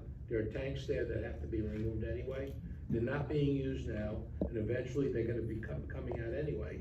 So we figured, better thing to do, let's get started on what we can do now without, putting it off until then, and then waiting again to do that part of the project. Yeah, I'm all for the efficiency. I just imagine with a project of this magnitude. It's not that big of a job. And not at this point, but maybe further down the road, is there anything residents should be aware of as the construction gets further, down the line there? Yeah, you know what, when we get to a point where we're bidding and, Yeah. we We'll have start that the meeting. construction process and all of that, there will be a lot of communications coming from the borough in terms of, construction time schedules, areas, and all of that. And since we're in person again, I think it'll be time for have another in-person meeting. Yeah. We'll do that. If you don't mind, just a second topic since it was actually brought up tonight, the dispensaries, I know you mentioned the 2%, do we have an idea of an absolute dollar value of what that 2% is for other towns? Let's say Colorado, other places where we can leverage an estimate, is it $5,000? I Is it spoke, $500,000? just as a side note, I spoke to the Maplewood mayor. He's waiting, he gets a quarterly payment. He's saying a couple $100,000. Each quarter? No, a year. A year, okay, that's helpful, because I think personally, I love Mr. Van Eck's idea about, expanding to other business opportunities.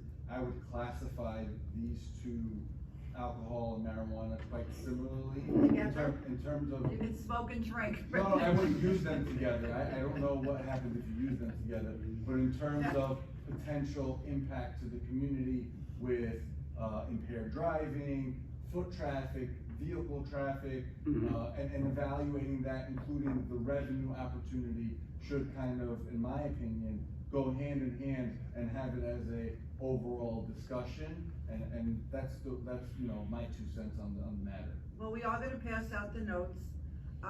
Remember, you're talking about retail.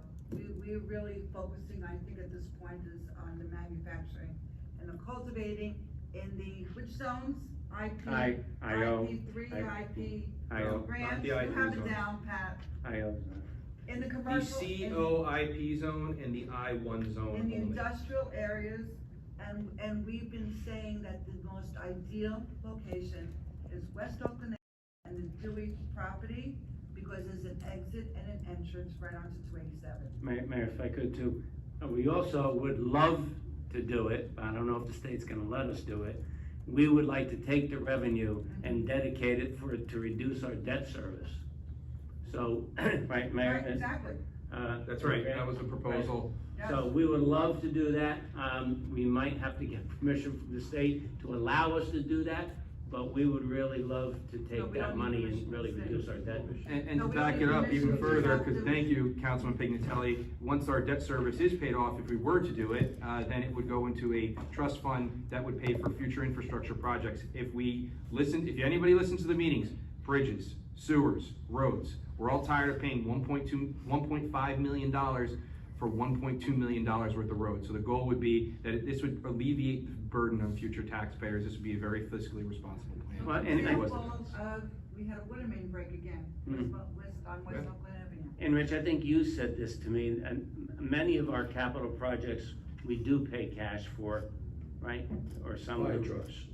We try to pay as we go. We try, right, so the big issue for us, and what the overall goal is really to move the road program as you go, okay?